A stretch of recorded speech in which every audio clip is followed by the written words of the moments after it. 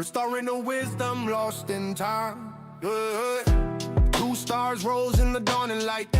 Niki and Abbey lies on the night, charting the heavens, the constellations true, not bound by illusion but by what's in view. But they whispered of summer, of gods in the flame, of Anana and Niki who called them by name. Through shadows of dogma they carried the spark, guided by starlight to rekindle the dark. Under the real sky the truth still burns, ancient voices in the heavens turn. I say raw rises where the stars align, restoring the wisdom lost in time. Under the real sky the truth still burns, ancient voices in the heavens turn. I say raw rises where the stars align, restoring the wisdom lost in time. Yeah.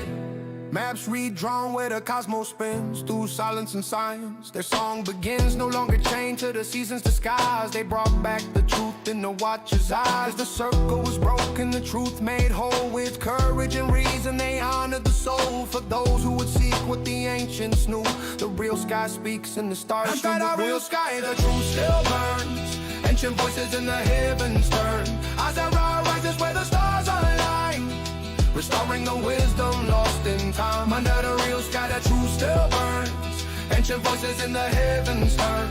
As the raw rises where the stars align, restoring the wisdom lost in time. Through cuneiform echoes and lunar signs, through Babylon's gates and forgotten lines, they lifted the veil with a steady hand. To see is reborn to reclaim the land. Under the real sky the vision's clear, the Sidereal call for all to hear.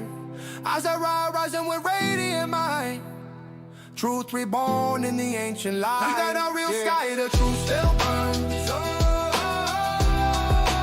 Under the real sky the truth still burns. Under the real sky the truth still burns. Under the real sky under the real sky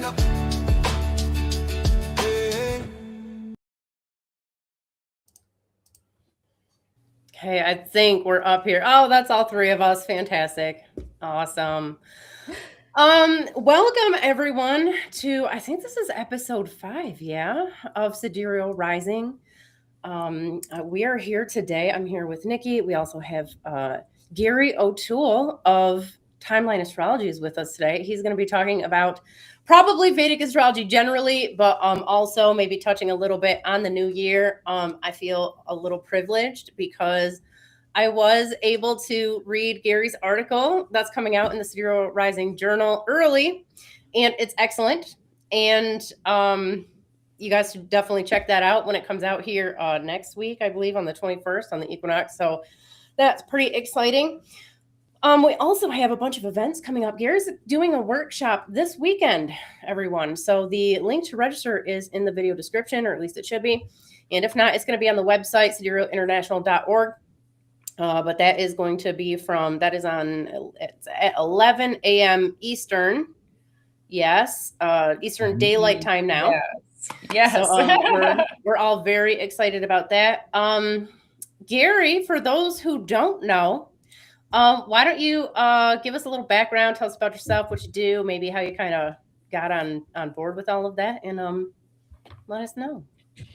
Cool. Thank you for having me, first of all, Abbey and Niki. Great and I love the intro to the video. It was great. I love the music. Oh, yeah, I do too. I'm loving the whole Sidereal Rising vibe as well. It's just amazing. And I guess that's where I came into astrology, to kind of bring it back full circle. 30 years ago or so, I met my teacher, Pearl Finn, in Ireland, and she was in transition from tropical to sidereal right at the time I met her. And it was a bit sort of like having one foot in, both camps in a way. And I think she kind of maybe impressed that upon me in one way. But when she got into it, she really got fully into it and started teaching that to me. So I think she keeps saying this, I'm not sure if it's true, but she tells me that I was her first ever student when she started teaching Vedic astrology. So that's how I got into it. And it was literally, and this is something I'm sure that I'll bring up because I'm obsessed about them and I'll talk about it endlessly, are these timelines. She gave me my chart, my Vedic chart, and she presented me with all of these planetary periods, we call them.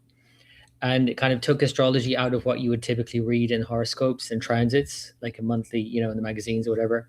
And it made it so like real for me and like specific to me. And that's when I got hooked, basically. Yeah, that's me. And wait, That when was was it? That. That was like 1996 Oh, okay. or thereabouts. Oh, okay, Yeah, yeah, so that's like nice. 30 years ago this year. And I've been at it since. And I'm kind of an obsessive Scorpio Were anyway. you like 10, Gary? Say again? Yeah. Were you like 10 years old? Like No. I was, what was I? 22, 30 years ago. Okay, well, I'm not doing the math, but it seems So like yeah, I'm 50. I I'm thought you were- 52 now. Shut So yeah, I was up. 22. Okay, I had no idea. Yeah. Okay. Yeah. So I've been obsessed about it ever since and studying as much and as often as possible.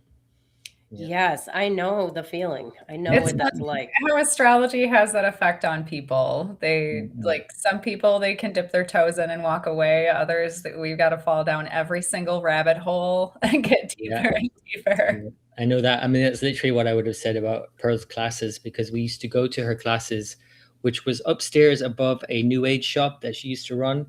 And it's on quite a busy street in the town I'm from. And so lots of restaurants and bars.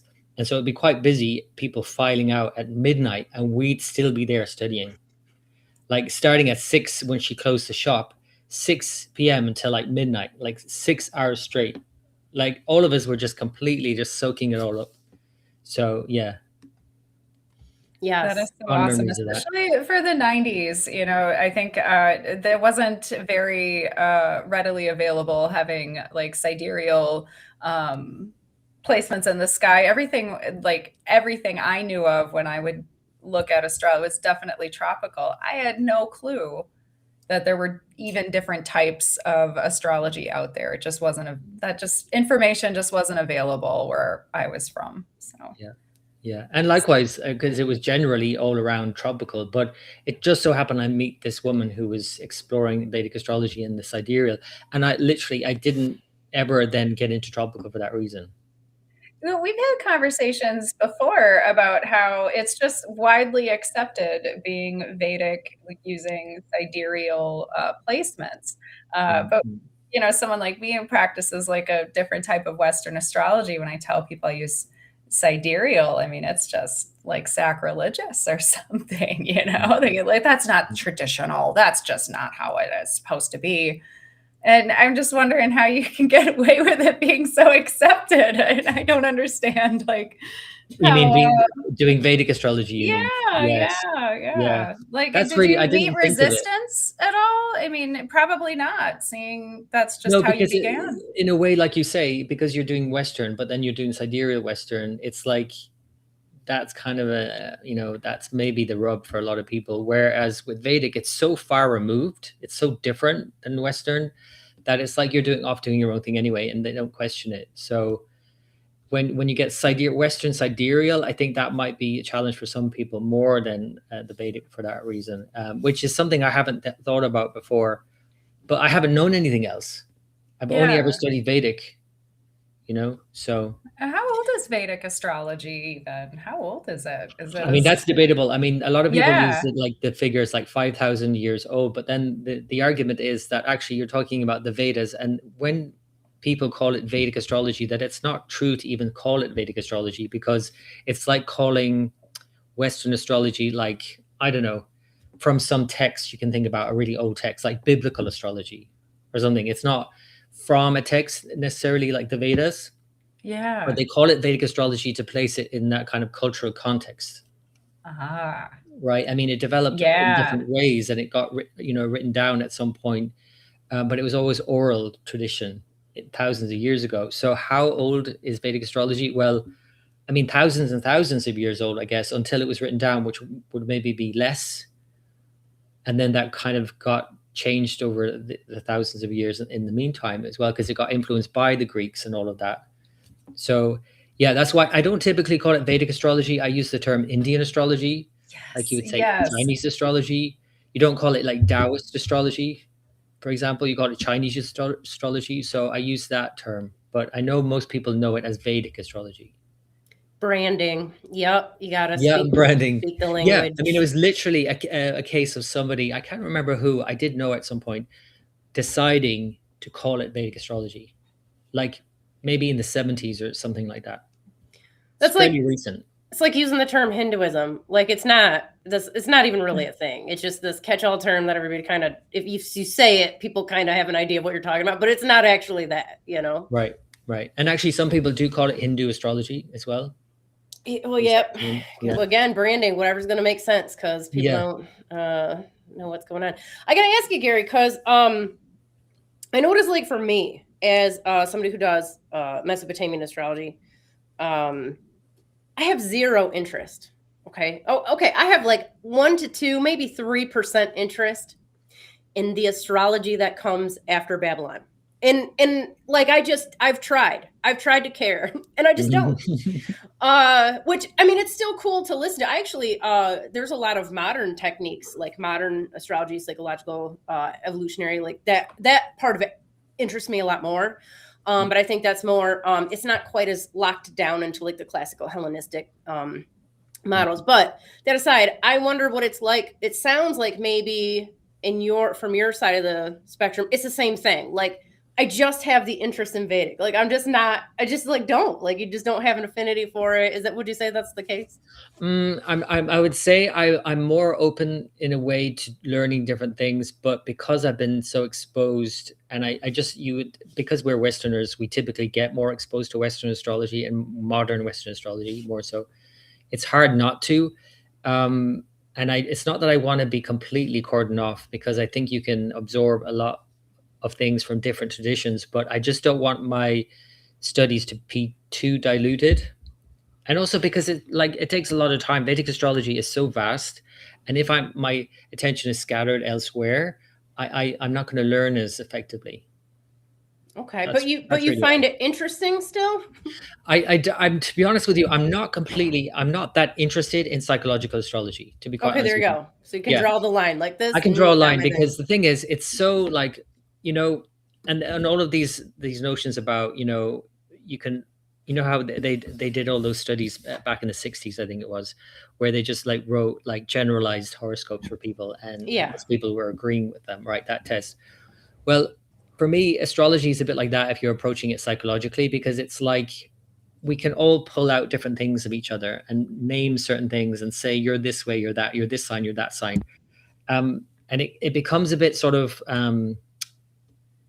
I don't know, it's not precise enough for me. That's again why, as soon as I got my timelines in my chart, and there's no arguing with a timeline that things are happening in this way. My life has been like this, whatever about how I am at any given time. And I could be like this, or sometimes I can be like this, you know? So that's why psychological astrology for me is a bit wishy-washy. Okay. For that reason alone. I got you. So I really like very specific things. Yes. Yeah. I would imagine. Yes, I think most people do. I like the psychological component of astrology, but like, as Abby and I have talked about, a lot of those things can be applied to everybody, like not just a specific, planet in a sign. Yes, which I'm not on board with that. It's been a learning curve, because I've tried to absorb a lot of different ways of learning, the ways of doing astrology, what works, what doesn't work. I like to test a lot of different things out. And that was a really confusing time for me, actually, when I started moving into that direction. But I wasn't satisfied with esoteric astrology, you know, and that's where I really wanted to grow in. And I'm reading about it, I'm like, this is too woo. There's just too much woo here. And then it got a little less woo into the psychology part. And now it's just, you know, forming into, you know, developing into something else, my practice. So I like to dip my toes in and try everything and play with it. And you know what, if I could say something as well about the psychological component, because obviously psychology is just one. It's an important one, obviously, but it's just one. And that's really what drew me to Vedic astrology also, where, to be honest with you, if I had initially 30 years ago started with Western astrology and Western psychological astrology, I don't know if I would have been that enamored by it. I would have got bored, I think, at some point, or it wouldn't have satisfied something deep in me, because Vedic astrology has that kind of depth. And so it goes beyond the mind, essentially. And yes, it's very practical, and predictive, which is kind of like the body element, the descendant, and the moon and the mind, and then it goes into the soul. So it's like, even thinking about in terms of the layers, I was always taught about how we have the earth plane. In the Gayatri mantra, they literally chant that Om Bhur Bhuva Swa. So Bu is the earth plane, Bhuva is the atmosphere, and then the heavens, Swa. So it's like it goes on that, and that's also to describe the differences between the tropical and sidereal. That you've got the earth plane that relates to the sun cycles and the sun's journey throughout the year, which is the tropical zodiac, and then you have the further stars beyond the zodiac, quote unquote, which is the Swa level. So it's encoded in Vedic tradition to go beyond, always into a deeper look at you, right? So I've always gravitated towards that kind of, when people say spiritual, like Vedic astrology is more spiritual, that's literally what they're talking about. What about so a lot of the people, I would say the majority of the people who watch this particular show, and a lot of the ones who come to the ISAA, or just generally in the West, it's Western astrology that people are used to. From my perspective, now I know we've talked about this. I think last time you were on the show, Gary, actually, or maybe I think we did.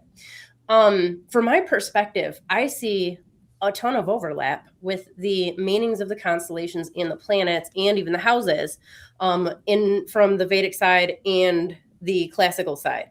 Would you agree with that? And specifically, so I know I am a practicing tantrika, so I am well aware of how the elements in Hinduism differ substantially from the classical system. Yeah. So, but how do the elements, if at all, like, does Vedic use the classical elements, like the Greek classical elements, or are they more influenced, would you say, by the like Indian philosophy and culture and tradition? I think elements is a key part of it as well, actually, but there is a difference. There are differences, and the different bodily humors from the Western tradition and the Eastern, for sure. Like it's so intricate a part of Vedic astrology in a way that you can't really separate it. And of course, we have the 4 elements in terms of the signs that that's the same, like fire signs and so on. But we also have the divisions of each sign. And the most important division that's used in Vedic astrology, that goes to, in a way, the heart of it and the spiritual depth of it, to start with anyway, is the 9th divisional sign. And they're not the same as harmonics. They're not exactly the same as harmonics. They're similar. But when you take a sign and you divide it up 9 times, a 30-degree sign, you get 3 minutes, 20 minutes each. 3 degrees, 20 minutes of arc, right? So those 9 sections are each correlated with an element. So in other words, if I give you an example, Aries is not a fire sign as much as it is a fire dominant sign in the Indian tradition, because you could say, okay, it's a fire sign, it's ruled by Mars, and that's kind of obvious, but it's actually got more of these divisions that are fire related than the earth, water, and air. It does have all the other ones. It just has one more of these sections that is fire, and that's how the chart is built. So it's like Aries is more fire, Taurus more earth, Gemini more air. And so that's only just one example, but it's so intricately linked, the elements, the 4 elements, the signs, into the chart itself, that you cannot prize it apart, really. But there are differences, I know, with the Greek systems and how they view the elements and the bodily humors and all of that, to the Indian system. Because that's a whole other branch of knowledge that branches out from Vedic astrology, which is Ayurveda, which looks at the bodily humors and the combinations of elements that create these 3 different doshas, they call them. So again, there are differences, but you can kind of see overlaps as well. You can understand them. If you study one tradition, you'll get the others. Does that make sense? It absolutely does. What about so in classical Western astrology, we have like the modalities, cardinal, mutable, fixed. That concept is, I don't know, is it in Indian astrology? Do they use that system, or do they use the gunas?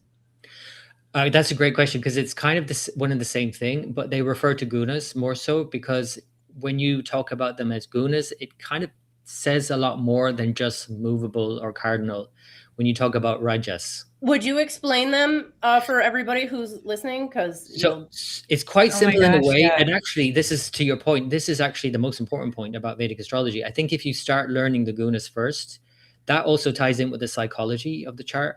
But that's almost in a way the kind of underpinning energetics of a chart, the gunas. The three gunas are rajas, tamas, sattva, which correlate with movable, fixed, dual. So, or you want to say cardinal signs, whatever you want to say. But basically, rajas is a movable, kind of agitated, very sort of excitable energy. That's, and by the way, all of these three impulses are always working on some level within every part of our being, mentally, physically, every which way. And so you don't ever have anything without all three. Again, going back to that point about having all of the elements within all the signs, but just more predominantly something or other. So same with these gunas. Aries is more predominantly kind of, it's a very excitable, movable, get going kind of sign. So it's got rajas more than any of the others, but it's got the others as well. You need all three to have anything. And so rajas is all the movable signs, just like you would think about movable signs. And so tamas is the fixed, earthy, kind of an inert as well, because we can throw more words in for these and makes more sense and it gives it more depth. It's not just that Taurus is a fixed sign. It can be literally stuck. It can be inert. It can be quite heavy at times. Now, there's more nuance to this as well, of course, because you also have to consider the planet that rules the signs, because then that mixes in a different quality and creates something else. Like, for example, Taurus, though it's a tamas sign, it's said to be fixed, it's ruled by a planet Venus, which is said to be rajas. So then you have this mixture of this desire-based planet Venus with a very fixed earthy sign Taurus, and then actually you get quite a good combination. And you potentially get more of the third guna or impulse, which is sattva, which is balance, which is correlated more with the dual signs, right? But has this kind of balance, kind of harmonious quality, which is essentially a balance of rajas, tamas, the movable and the fixed.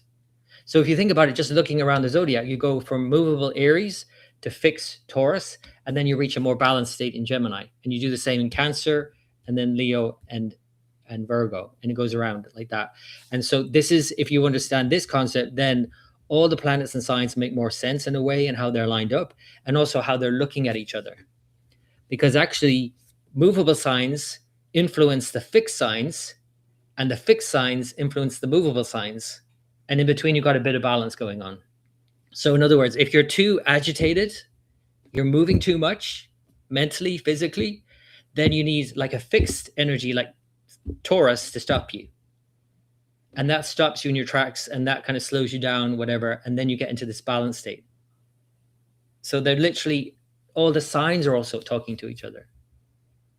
I can go off on tangents all day. No, this is good, because I'm like, oh my God, my Venus is in Taurus. So you're describing me. Okay, Yeah. that's a wonderful combination for that reason. I mean, it's even, I always think about planets in their own signs anyway as just the best thing, because it's even better than exaltation. Because exaltation always has something else going on that can kind of either create the situation where it's not as good as it seems it could be, or there's too much expectation or idealism. But then when you put a planet in its own sign, it really functions well. And in Indian astrology, they have a term for it called Mul Trikona, or root strength. Mula is that Muladhara, like Muladhara chakra, the root. It's Mul Trikona, which is a lot about strengths of planets that have planets in their own signs, but within certain degrees of those signs, they are said to be in their kind of their best place of like efficacy, right? So, and yeah, I mean, there's so many different layers to this. Obviously, I need to kind of think about how much I'm sharing, and I tend to overshare. But No, yeah, This is the place for it. Go for it. This is it. Yes. Yeah, No, I love Venus and Taurus. I love Taurus anyway because I'm a Scorpio.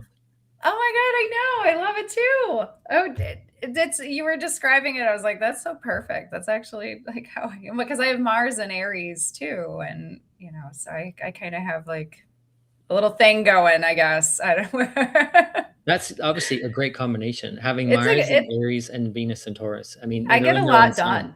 Yeah. I do. I get a lot done. I can I've got throw Mars in Mercury Aries in as there well, by too. the way. Yeah, awesome. Yes. It's retrograde though, so you gotta, mix that in. But it's still in its own sign, which I think is great. And retrograde, by the way, is also seen as a great strength. I don't know how you view that in Western. I was going to say, I don't see retrogrades as a weakness, or I've never met anybody who was like, well, it's because this is retrograde. Everything is just like, no, it's just, I don't know. Kind of see it as like a repeat of past dynamics. We're just like redoing what we did last time, only better.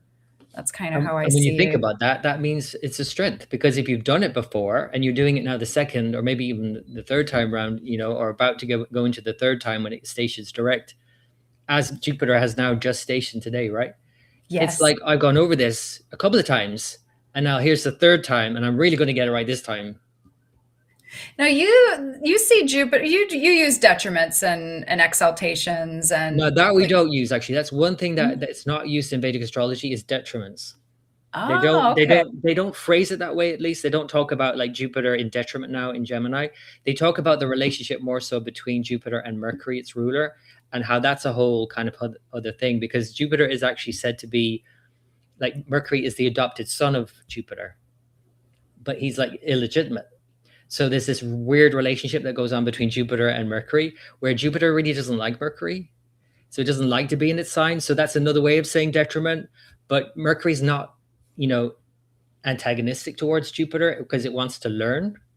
But it's kind of like the teacher, Jupiter in the class, having to teach to the student who keeps asking questions.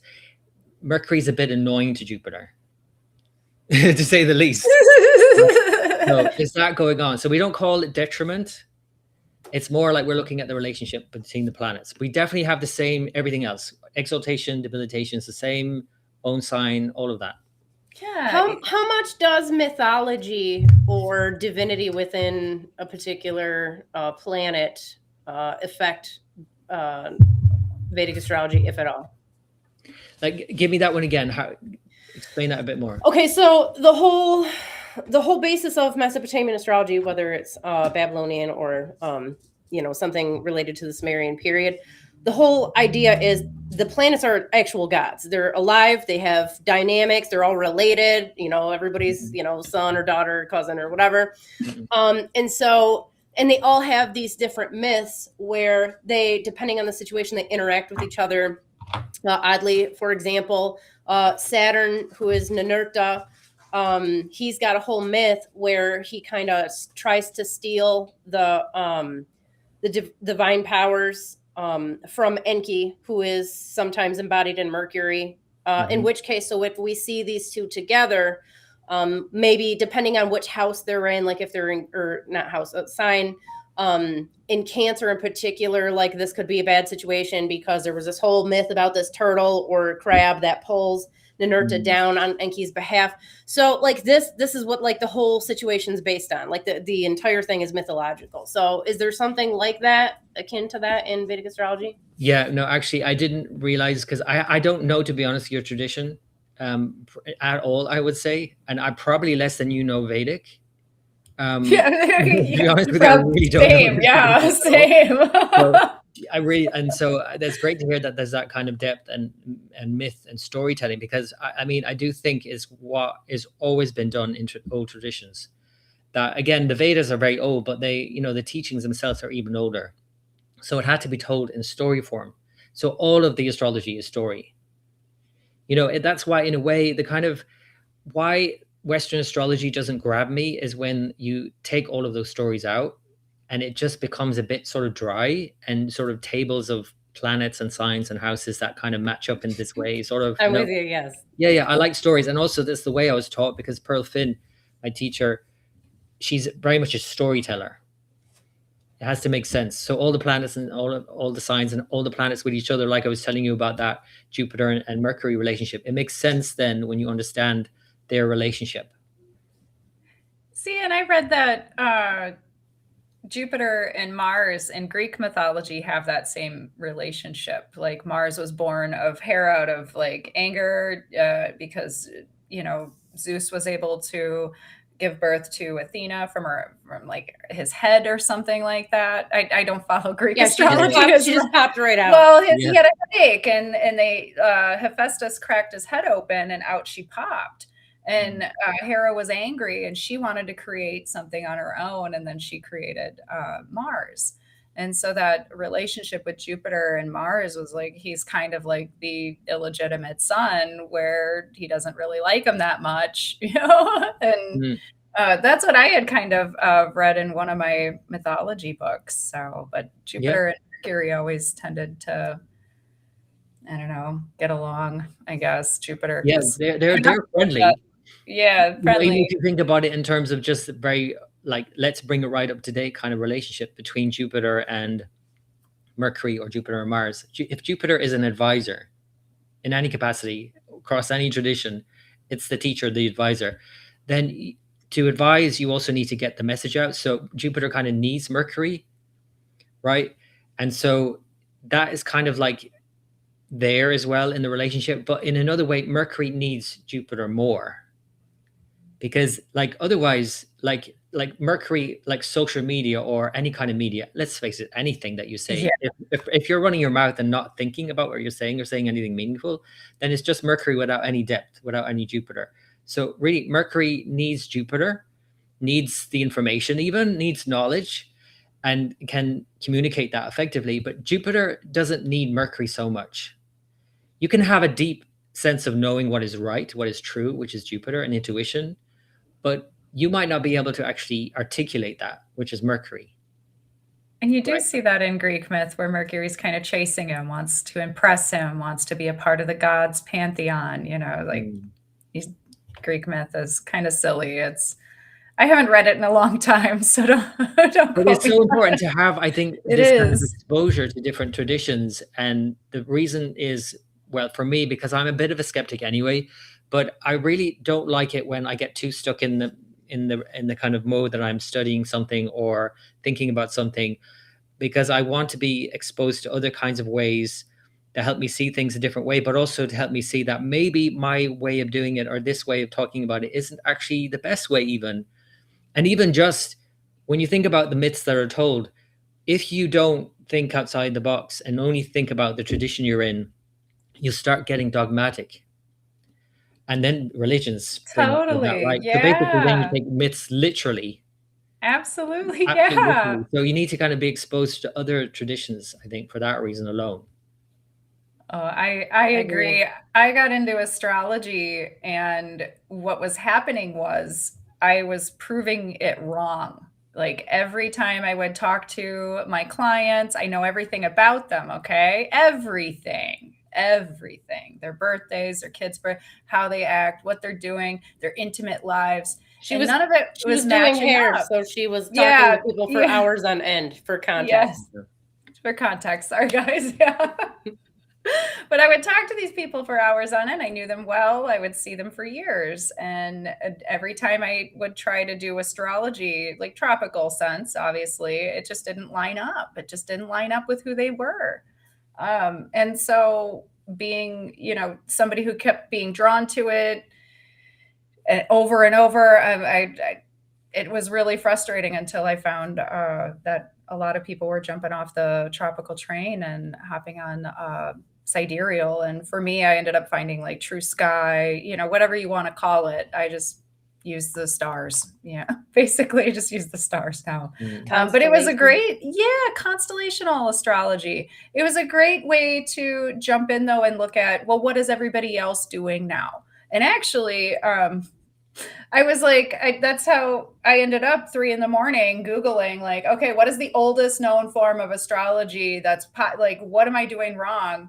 And of course, like Vedic popped up, and like, of course, a bunch of other, you know, websites popped up too, and it helped me out. But that was it. And I was like, oh, they just haven't been westernized. That's why they're doing it, right? You know, I just kind of thought about it that way, you know? So someone in India had the good sense to just continue to actually look at the sky. Yeah.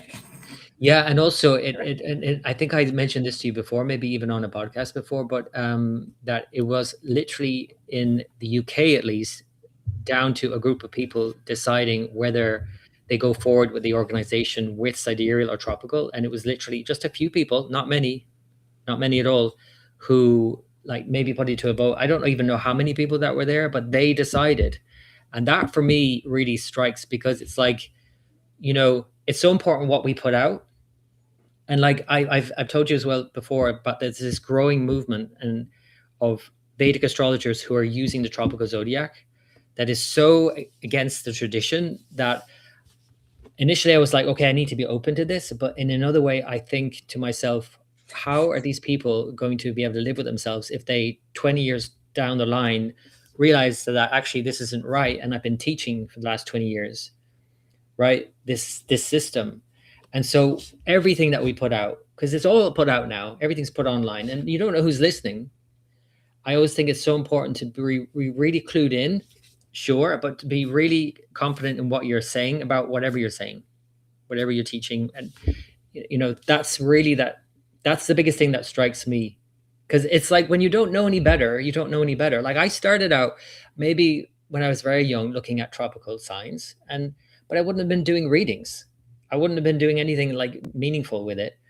And I guess maybe in a way I was lucky because I came across a teacher who was doing sidereal straight away. But I would hope to think anyway, that if I was studying tropical and I realized, no, sidereal was the way to go, that I would humbly switch and tell everybody, sorry, I got it wrong all of this time. And this is what I'm doing now. Yeah, and it's not that hard to do, to say that, because almost everybody's chart has some overlap with the tropical chart. Like something in there is going to overlap. So it's not like the whole thing, you just have to throw it out the window. Yeah.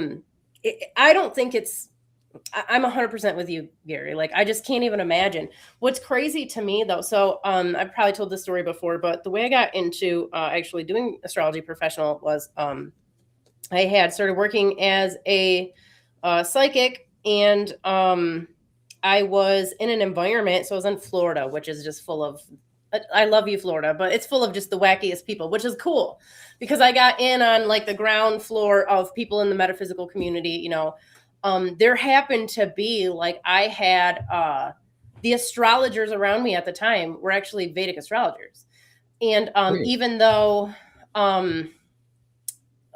I like the majority, like, well, I don't want to say that, like the mainstream, the readings people were coming and looking for were more classical or tropical. So I was in a position to be able to test stuff out. Now, I wasn't getting paid to do astrology readings at the time, but what I would do was after my psychic readings, I would test out like, hey, I'm learning astrology. Let me throw some stuff at you. Let's see what's going on.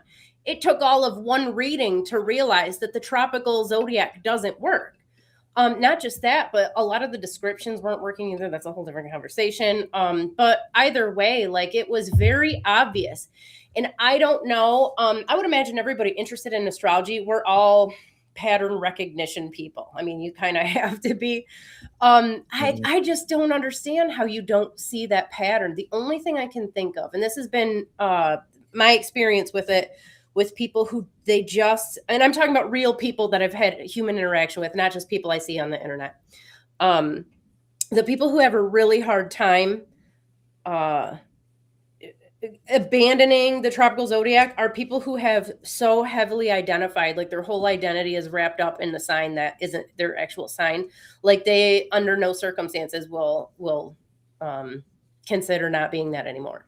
I've had I can't tell you how many readings where people were like, this is amazing, you know, like, I don't know what you're doing, like, this is so much better. But then turn around and go back to talking about tropical astrology because, you know, I don't know. I don't know if it's a marketing thing. I don't know if it's their, you know, their clients are expecting tropical form, but I just don't get it. I have something to offer that I think that might, now I know you don't, because we had a conversation about this before, Abbey. So I know that you're not fully on board with this, but because I'm a bit like, you know, I've got Sun in Libra. I'm a bit like, I want to be the kind of moderator. I want to be the mediator. I want to be in the middle and say, okay, you know, let's kind of come together. Middle child syndrome. So basically, I want to give you this example. And I've asked this friend for permission so I can talk about it. I have a friend who's also studying. And for the last and he's been studying for a long time now, to be honest with you. I think it's maybe 15, 20 years. I don't know. It's a long time, but he never had his correct time of birth. He used a certain time, and I guess he was just guessing it. And I don't know why he never went and sought out that time of birth from the records department, right? Only until recently. And so he's been going with a certain sign, and it's Cancer rising for years. And so everybody in classes that we've been in, and everybody talking to him in astrology circles, would have seen him as Cancerian, and he himself seeing himself as Cancerian. And so it's almost like if you see someone certain way, and by the way, just to kind of preface this, that means that tropically he is Cancer, but sidereally he's Gemini, because when he did actually get his correct time of birth, it's Gemini, which would be tropical Cancer. So everybody to be clear about the fact that when we're talking about tropical signs, it goes back a sign. So he was living like he's a Cancerian, but thinking it's sidereal, where he's a Gemini. And I cannot tell you, and this is only in the last few months, I cannot tell you how much it's been like for him personally, like boom, like wake up moment, like light bulb moments going off for him all the time. And for me, looking at him, and other people I'm sure now looking at him differently and drawing that out of him. Because I used to see him as solely Cancerian. I could see that. I could see a part of him that was like Cancerian. And he was, it's kind of like, you know, if you're in a mood and you meet somebody and you're in the particular mood, you're going to draw that out of them. It's kind of like that, but it's just a mood. It's like a mood board. Tropical zodiac for me is just kind of like impressions or kind of notions about something. It's not tangible. It's not actually even physical. You can't even say that it's the physical star signs. So this guy is Gemini through and through. And I'm looking at him, I'm thinking, how on earth did I ever, because I know him quite well, how on earth did I ever look at you as a Cancerian? It's so obvious that you're Gemini. And now I'm seeing everything that would back that up now. Whereas I wasn't seeing it before. I was blinded to it because I thought of him as a Cancerian. Well, and I think that's a good example. Well, that's kind of what I was saying. So I think that, well, I'm of the belief that the sky are aspect, like it's all aspects of herself. We all have Cancer. We all have Leo. We all have every planet is a part of us on some level. So yeah, you can get information. You can glean aspects of the person sometimes from a tropical chart, depending on the circumstances, you know. So I think that's the only reason why, in my opinion, why tropical has persisted as long as it has, because some people do get some good information, but a lot of people, you know, they just, it's not my thing. But I'm glad that your friend, you know, finally gets the right, like, I don't know why he put it off until now and got the right time. And now he's like, okay, but for him, he's like been reborn. Yeah. Where's his can't describe to you. He's like, he's been reborn. Where's his Mercury? Well, I'm not sure about the rest of the chart because, I mean, he's a friend and I actually don't like doing readings for friends or family. Yes. Oh, because you know them too well. Yeah. So I don't know his chart besides, but yeah, all I know is that he's changed to Gemini, and it's kind of like, why did I not see that before? And it was like, it was always there. I just didn't see it because I was looking at something else. Well, I'm gonna use Chelsea. She's in the chat right now. She's That's right. I'm gonna use her as an example. So she's got an article coming out this next week too in the journal, and it's great. She talks about her experience, and it's funny to me because so you guys can read it anyways. If you know, I'm not like telling you like super private information, but she goes through this whole thing, and it's basically she thought she was a Scorpio, and you're listening to her talk, and she's talking about like she wants everything to fit rigidly in the box. Like she wants to have complete control over everything that she's touching, and it has to make perfect sense, and she has to research and do it. I'm like, yeah, like that's like, you know, this typical Virgo energy. So it was just funny, but yeah, I think it really does it. And it changes. It doesn't just change the way you look at yourself. When you discover sidereal astrology or the sidereal zodiac in whatever form that you're approaching it, it changes the way that you look at human history and the constructs that have been built up around you. And, you know, just the things that we've been taught to believe of something like this, which is so obvious, like you can go outside and actually look at the sky. And like that, you know, we've been gaslit to think doesn't exist, and you're insane. I mean, that changes your It's just so freaking obvious now. Yeah. It changes, like it changes everything. You can't look at the world the same way, you know? Yeah. And I think it's always good to look at the world differently. Yeah. Yeah. And well, also, but of course as well, look at the world as it is. And this is why, going back to why I'm so obsessed about time periods in a chart, as opposed to psychological dimensions and characteristics and temperaments and so on. Like, what is actually happening? What is being experienced at any given moment? You know, it's like we're all having an experience of Jupiter stationing right now, and what's that experience like, or whatever the moon is in wherever, right? I think it's like an ongoing experience. Astrology for me is a more dynamic thing than just kind of like a set personality or identity anyway in the chart. It's a movable thing. It's an ever-changing thing. Yeah, I was using it to try to figure myself out. And I remember seeing a tropical astrologer. And I was like, my whole family had seen her and they were like, you got to go see her. She'll help you figure it out. And I was trying to figure out my like career path, just obsessed with it. You know, I wanted to figure everything out. And she looks at me and I'm like, well, I have like a lot of weird psychic stuff she's like, you're not psychic. You're not. You should be a nurse. Go work in a hospital. And I was like, okay, I guess I'll listen to you. And it was the worst thing I'd ever done in my life. And I, in fact, was like, wow, this was So you terrible. did actually become a nurse? No, I decided to go and dip my toes in and just see what the hospital life was like. And they had openings for like just cleaning rooms. So, and I knew right away I wasn't going to like the atmosphere. Like you walk into a hospital and you think, oh, like the air's so clean. It's like healing, right? And then you get to know the nurses and they're mean.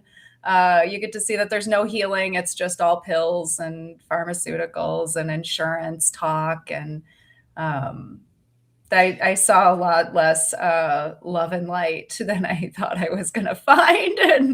And I in fact don't want to be around people like that, actually. Sick people who are, you know, always upset, always, you know, there's a lot of drama and emotion in a hospital. And like, it affects me. It affects.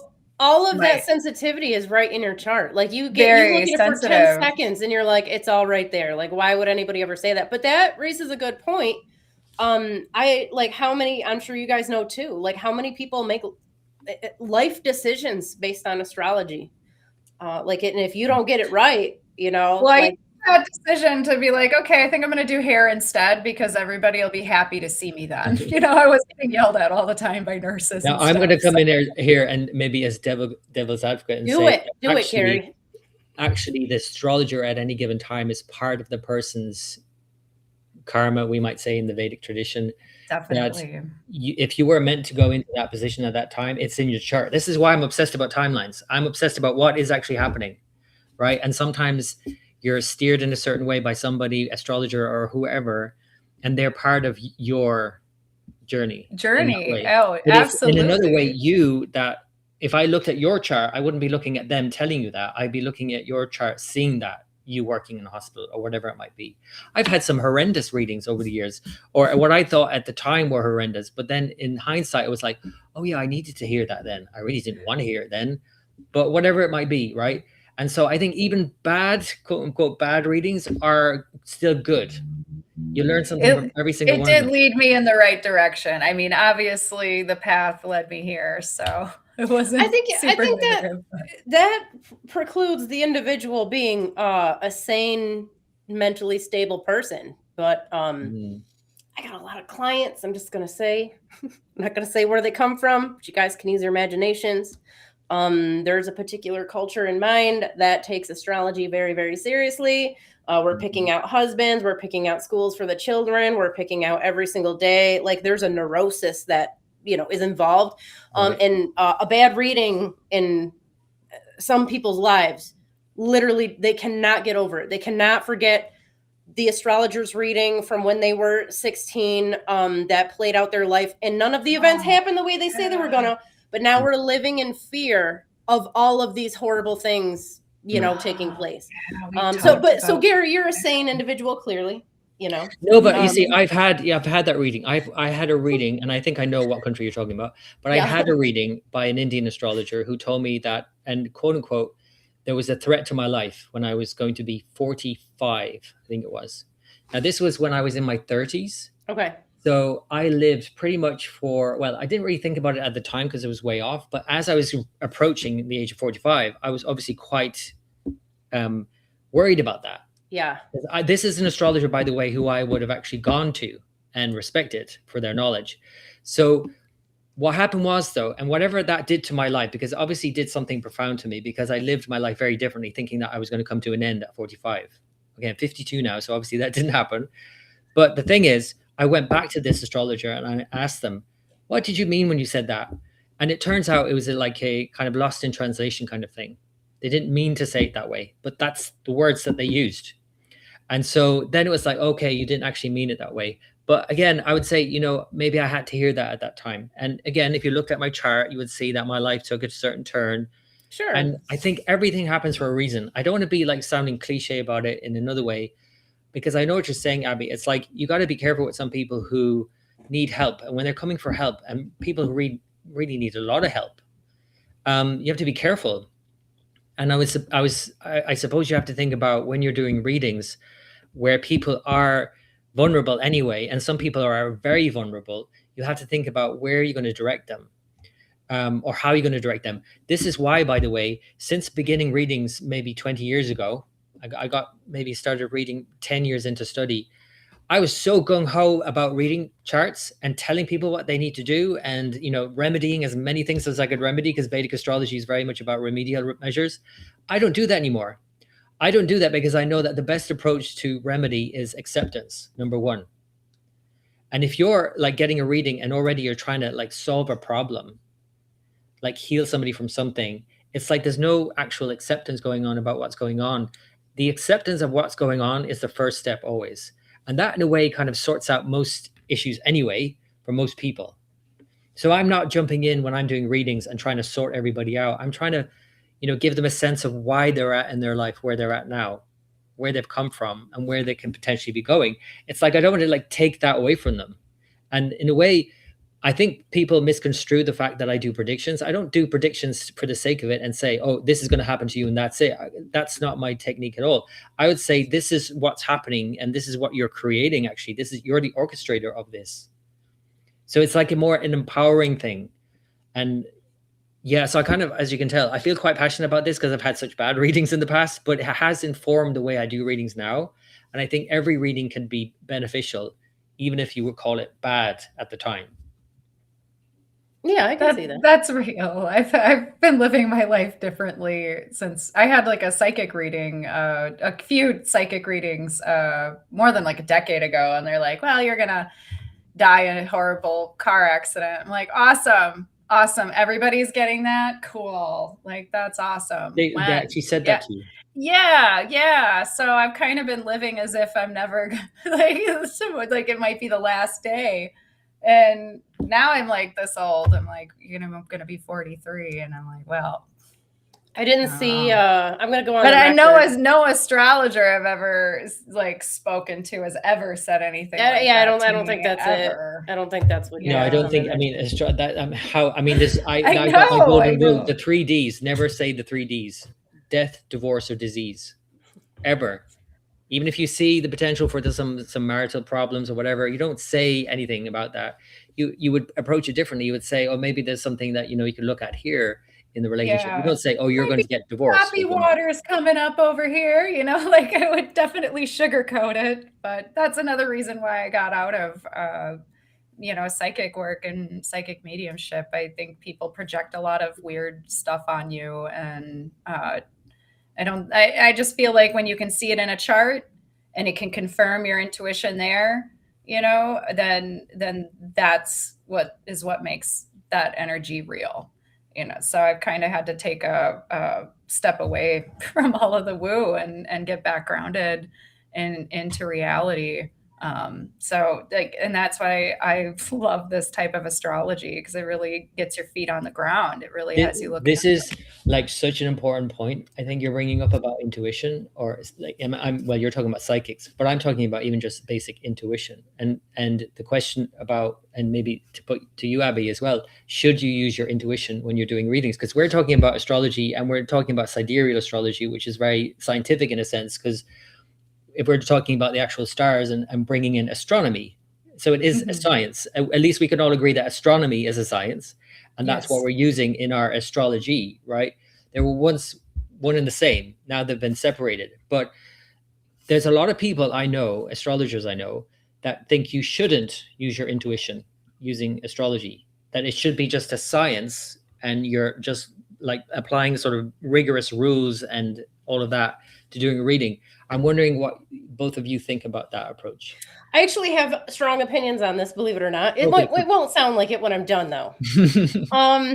So this was one of the things that, I don't know, kind of irritated me. One of the big astrology organizations, I won't name names, namely because I forget which one it was anyways. But they state very clearly, like, astrology has nothing to do with intuition. Like, intuitive astrologers aren't a thing. Don't ever brand yourself as that. Like, they go real hard on it. So I'm like, okay, I can see that, it's basically, we're doing math, right? Like math, maybe there's an art to it, there's a little bit of, synthesis a lot of synthesis that has to go down when you're doing any type of reading. But when I started teaching astrology, a very interesting thing started to happen. When I started to get like a big enough test group to see what was really going on. And I was very clear with all of my students, like, don't give me your psychic impressions, okay? Because I know what that's like to myself, but I can tell the difference because I worked as a psychic for years. So I know when I'm getting something psychic that has nothing to do with the chart, but like it's coming up, and I'll address that, but I let them know very specifically, hey, this is not in your chart. I don't specifically see this, but as I'm reading, I'm getting these images and I just want to pass it along. But I'm very careful to like separate those.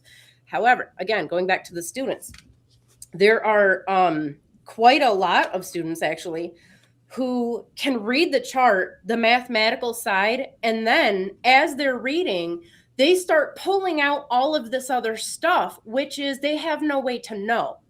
So I look at, again, I mentioned I'm a practicing tantrika. I look at astrology as a tantric practice, in which case its whole purpose is to is liberation. It is to like help you understand that none of this is real, and you are source. Okay. So in that, I personally would never tell someone, hey, don't use your intuition, don't use psychic ability. This is math, and you got to do the math, and it's either right or it's wrong. If somebody knows, obviously you got to be able to know what you're looking at. Too, because there's information that's obviously in the chart. But if you're getting other stuff and somehow, like a lot of the times the intuition, and I have found this, and I think Niki would agree, that your intuition, if you're on point, it's going to line up exactly with what's going on in the sky. You're going to have it all right anyways. So I think that those two things are very much intertwined. I don't think you can separate them as much as some people would like to separate them. I respect that somebody would want to, but I just don't think that that's the reality. I take like I said, I believe astrology is a spiritual practice, whether or not people want to look at it that way or not, in which case you can't separate your spirit and your connection to God. But that's my take on it. I don't know. You're preaching to the choir here, because I would agree with everything you just said, and I would add to that as well, that the issue here though is the difference between having an intuition and having a bias. Because my understanding of it is, if you don't back up your intuitions with the science, with the knowledge, then it's likely a bias. So, and this is all laid out very clearly in actually in that book, what's his name? Daniel Kahneman's book, Thinking Fast and Slow. And he gives lots of stories about, he's a psychologist, but basically he talks a lot about, or writes about like firefighters going into a burning building. And like a firefighter who's been at the job for like 40 years, when he walks into a room, he doesn't, because it's like happening like that, right? He has to decide, do we get out now or not? And it's like split-second intuition, but it's not intuition, born out of nothing in terms of his knowledge of 40 years firefighting. It's born out of that. So that's backing him up. And we need to think about astrology in the same way, because when you're opening up a chart, you have 30, 40, 50 years of study behind you reading charts. And if you have an intuition, if you can back it up, great. If you cannot, then it might be a bias, right? I think that's the thing to kind of be clear about with intuition. I can see that. I'll give you another example, and I don't know if this will prove to be in agreement with what you're saying, or will be in conflict with that. But again, in the Mesopotamian system, which I realize you don't know a lot about, it's all mythology, and there are a solid 2,000 to 3,000 years worth of documents of this mythology, which has, I don't want to say it's evolved over time, but the cultures are overlaying additional information. Some of the gods' names are changing, some of their traits, whatever. That's a lot of information. So Niki's got a great article coming out about Venus, right? Venus in Mesopotamia was originally an earth mother, vegetation goddess. She's very soft and nurturing and, healing. As time goes on, by the time we get to the late Babylonian period, she's the goddess of war and prostitution and petulance. And she is, she can be just a bitch, to put it nicely. So when reading from the Mesopotamian perspective, a chart, you have to factor all of that stuff in. There's no like clear cut Venus is one way or another. She's got all the traits that span the divine feminine. So there's another aspect, I would say, to intuition. And I think this is something, I honestly don't know if this is something that comes from just experience or you're actually using intuition. But by looking at the other placements of the chart and feeling, okay, so which of these 8,000 traits that apply to Venus, which of these actually affect this individual? How are they really at this time and place going to affect them, in the coming days or weeks or months or whatever? And that, I don't know if that, and I'm just being honest, I don't know if that's something that is done intuitively. I suspect, again, I don't know that we can remove our intuition from things completely. And if you want, I don't know if maybe that is a bias. I don't know. If it's. I agree. I don't think you can, but I think that the problem is actually not the people who are doing so consciously. It's the problem is people who think that they can. So what they are actually doing then is unconsciously bringing in their biases, because they think that, I shouldn't be intuitive. I'm just reading the chart as it is. I'm doing it like a science and reading the figures, but it's going to creep in.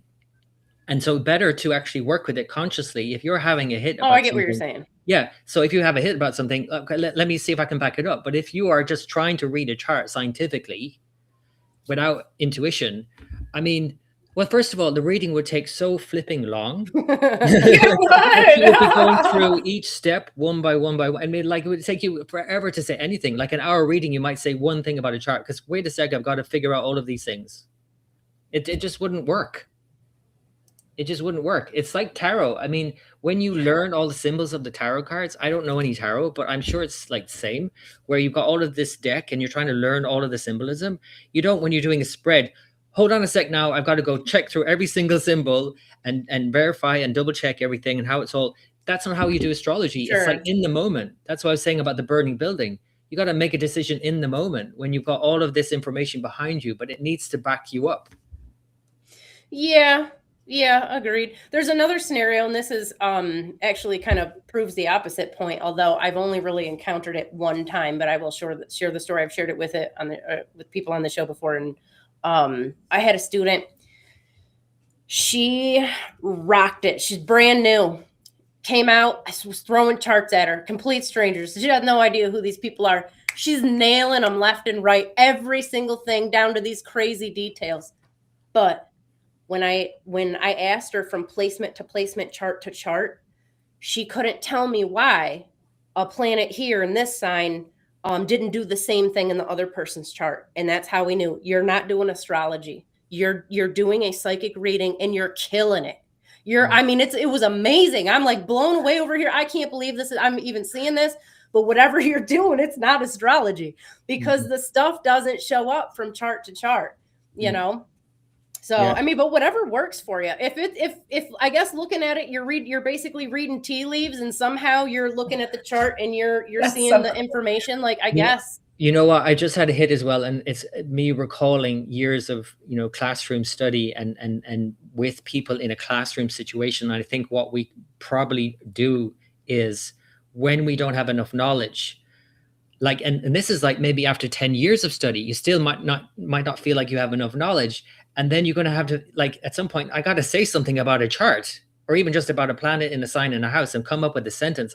I see students all the time have a problem with putting those three things together, planet, sign, house, and say something that we're so kind of culturally as well, kind of pushed into it maybe as well. But certainly if you're trying to be an astrologer, you want to say something, and so that you're going to have to fill in the blanks. Whereas I've seen over the years so many people who quite obviously don't know a lot of astrology but want to fill in the blanks already, want to say something about a chart they don't know anything about, like your example. So they're going to have to rely on if they have psychic ability or their intuition.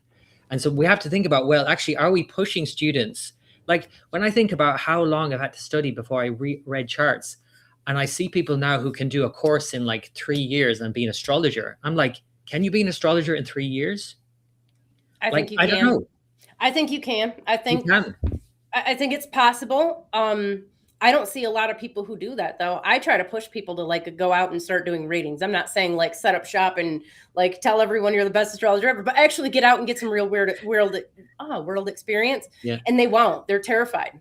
Mm. It's very, very rare that I see anybody who's like they're going in, they go right into it. But I think some people can do it. Mm-hmm. I think it just depends. Maybe not with Vedic astrology though, Gary. That's a different animal. It's far more complex in my experience, maybe, close to literal Hellenistic astrology. And again, in my mind, from the outside perspective, you guys look like you're doing something very similar to me. We're using precise degrees, minutes, like we're going into the details. So, but I mean, I don't do astrology like that. So I couldn't imagine though doing after 3 years of study, doing a reading. Like I said, it took me about 10 years. And even then I was a bit like, not quite sure. And even now after 30 years, I still feel like I'm a beginner. I really still feel like a beginner. Well, you never know. You can't learn it all. Every reading, I just sweat. I do. I think it's fun though, and that's like how I'm getting experience by asking questions. Like I never come into a reading like I am all knowing and you are going to leave here blessed and like no, like and you will be all knowing as well. Like it's like this is something that we're going to work on together because I need to ask my client a lot of questions. I need to make sure that I'm having a good dialogue with my client and that the things that I'm hitting on are actual things that they want to talk about, or things that they need to talk about that they've been refusing to look at. So just, I mean, I probably did study about hardcore for about, 3.5, maybe years before I started feeling comfortable enough to do readings. Mm-hmm. But it was mainly because I wanted the experience. I started grabbing my friends, my family, and those people are the hardest to read for because you are biased. Yeah. I was reading for my mom, and I was just like, I'm like, is that why you're like that? No, I'm just kidding. But but I do that to my family, because there's like emotion involved. So getting out there and getting clients and talking to people and hoping that you can steer them in the right direction if that's what they're looking for. Most people I've met are just trying to discover who they are, their life's purpose, and it's funny because it's still the same. Even when I was back trying to do psychic readings and stuff, people have this idea that they have this heroic like life ahead of them, that they're missing something, they're missing out on something, and that where is it, and sometimes it's just you got to be the guy who's like, well, you're here to learn how to love yourself, you're here to learn how to get along with everybody. This, like, you have these conversations where they're like, whoa, so there's no like climax? Like, what is this? Like, you know, like, I think maybe Hollywood has skewed people's idea of what the meaning of their life is supposed to be, you know, and what it's supposed to look like. But I'm having these fun conversations with folks that And actually, that's so true when you even look at your own chart and read a book about astrology and you're reading it in print, and then that's supposed to translate to your life in some way that you imagine is something greater than it actually then becomes. Because it's like we hype everything up when we write it, don't we? Yeah. Do you know what I mean? It's like everything gets hyped up anyway. So it's like when you live your life and it just doesn't seem to be all that. You know, that's why a lot of people get disappointed. I mean, let's face it, we're talking about a Saturn-Neptune conjunction at the moment, which has that kind of quality of, oh, this is what it is. You know, it's kind of like, yeah, it's like we hype it up so much. And I think your approach is great, Niki, in terms of just like, yeah, meeting the person where they're at and not hyping it up, not sugarcoating it either. No, not at all. The Saturn-Neptune conjunction has been just completely effing with a lot of people I know. And they're like, what's going on? Why is this falling apart? Why is that not working? And I just look to see, you know, what area of life they're talking about.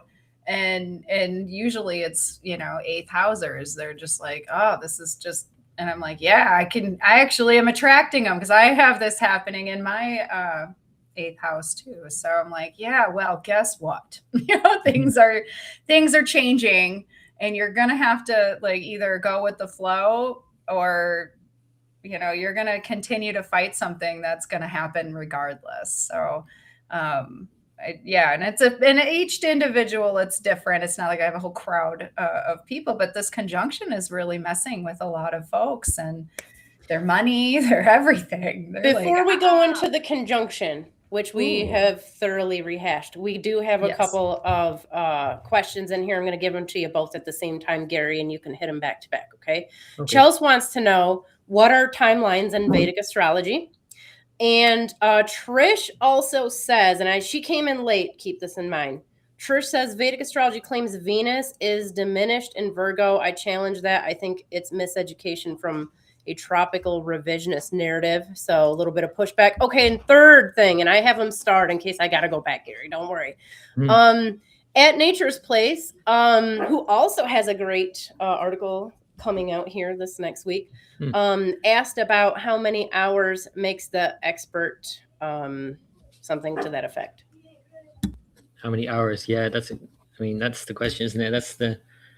It's hard to define, I suppose. But going to the timeline question first, I would say very simply that it's a combination of daśās is the Sanskrit word. And unfortunately, there's no easy translation of that in a way. I mean, there is in another way, but it's disputed. The problem with Sanskrit language, maybe not a problem, but it's a root language and it has many different meanings in one word. And so you say one word, but then it could be taken out of context, or you have to think about it in the context of the whatever. So daśās, and it's the emphasis on the a at the end because it's got a dash over the a, and so it elongates the a sound, or a. So daśā is the actual pronunciation. It means circumstance to a lot of people, but some people don't translate it as that. They just say these are the time periods or chapters in a person's life, where we divide up a person's life in these different chapters based on these different daśās, which there are 42 by many estimations, but like maybe even more of these timing techniques. There's so many of them. There's a universal one that we all use, which is called the Vimshottari, which means 120-year time span, and we divide that 120-year time span between the different planets, the 9 grahas or planets that we use in Indian astrology. So basically it's a combination of that, primarily that, like 80% that, and then transits on top.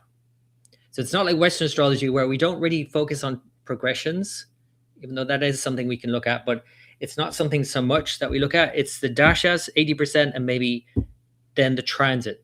And so I always think about it like the analogy that my teacher always gave to me was a boat on an ocean. And I really like the analogy. It works well. So your boat is your birth chart on the ocean, and the ocean are the daśās, and the weather are the transits. So at the end of the day, the tide is going where it's going, and you can't stop that. That's really where your life is going. And you want to get on board with that too, because in a way you've already set that in motion. And so learning about your daśās is a great way of getting an alignment with your astrology. The transits sometimes help or hinder depending on whether the wind is blowing against you or with you. But because we focus so much on transits in Western astrology more so, and publicly, because you can talk about it for everybody thinks astrology is all about transits. And in Indian astrology, it's all about daśās. They're the timelines. That's the first question.